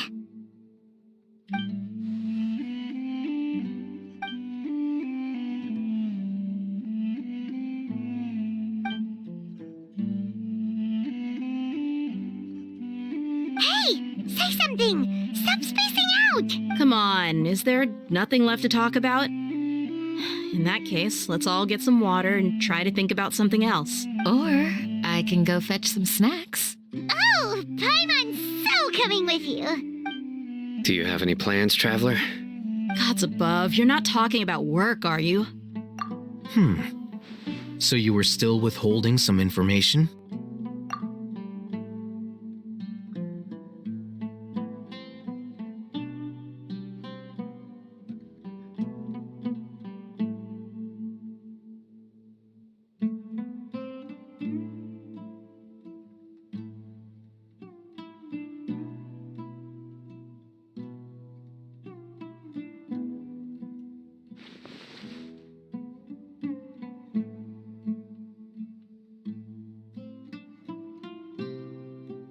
Even though we lived through all of this firsthand, it still feels super surreal to hear you talk about it again. What a whirlwind of a story. I felt like I was holding my breath the whole time.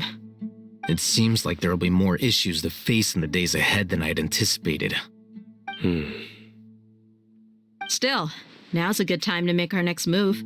Now that Ramon's joined us, we'll be an even stronger team. It's time to make a plan. Indeed. These events are a flagrant transgression of the rules in every sense. We cannot allow it to continue. So, everyone, are we on the same page? Crush the sages and rescue our god. That is our ultimate goal.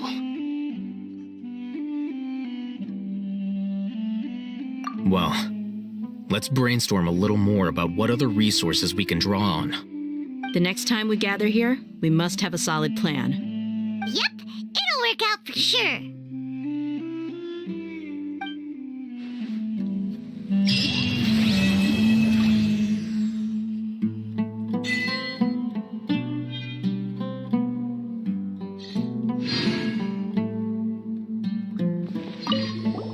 Don't rush.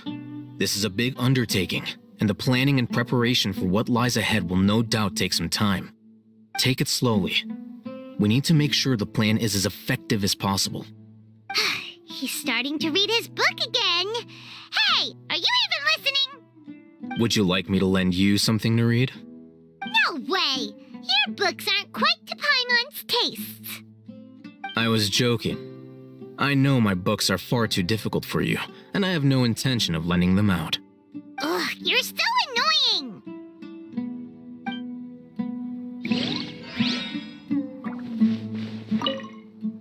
In the past, I never imagined that even the gods could suffer from hardship. If we can find a way to change all of this, will this nation become a better place?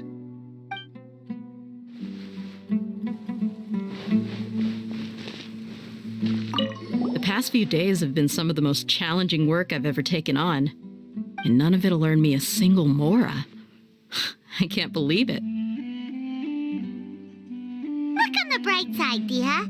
Maybe we'll get a huge reward after this is all over. You've got a point. Hey, what would you do if you woke up tomorrow with more money than you could ever spend? Paimon would buy boatloads of tasty snacks. That's it? And maybe some tasty drinks as well? Well, here's to all our indulgent fantasies. If there's a chance they can come true, I'll give it my best shot. And here's hoping that everything we do from now on will change this world for the better.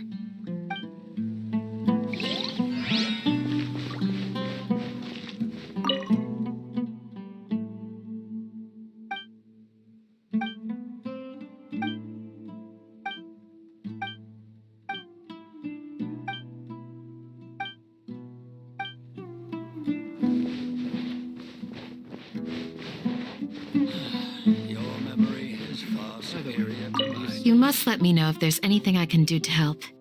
Though I cannot leave Aru Village, I can't help but feel stirred when I see the looks in your eyes. I've never felt as roused as this when fighting alone in the past. I suppose this must be the power of camaraderie.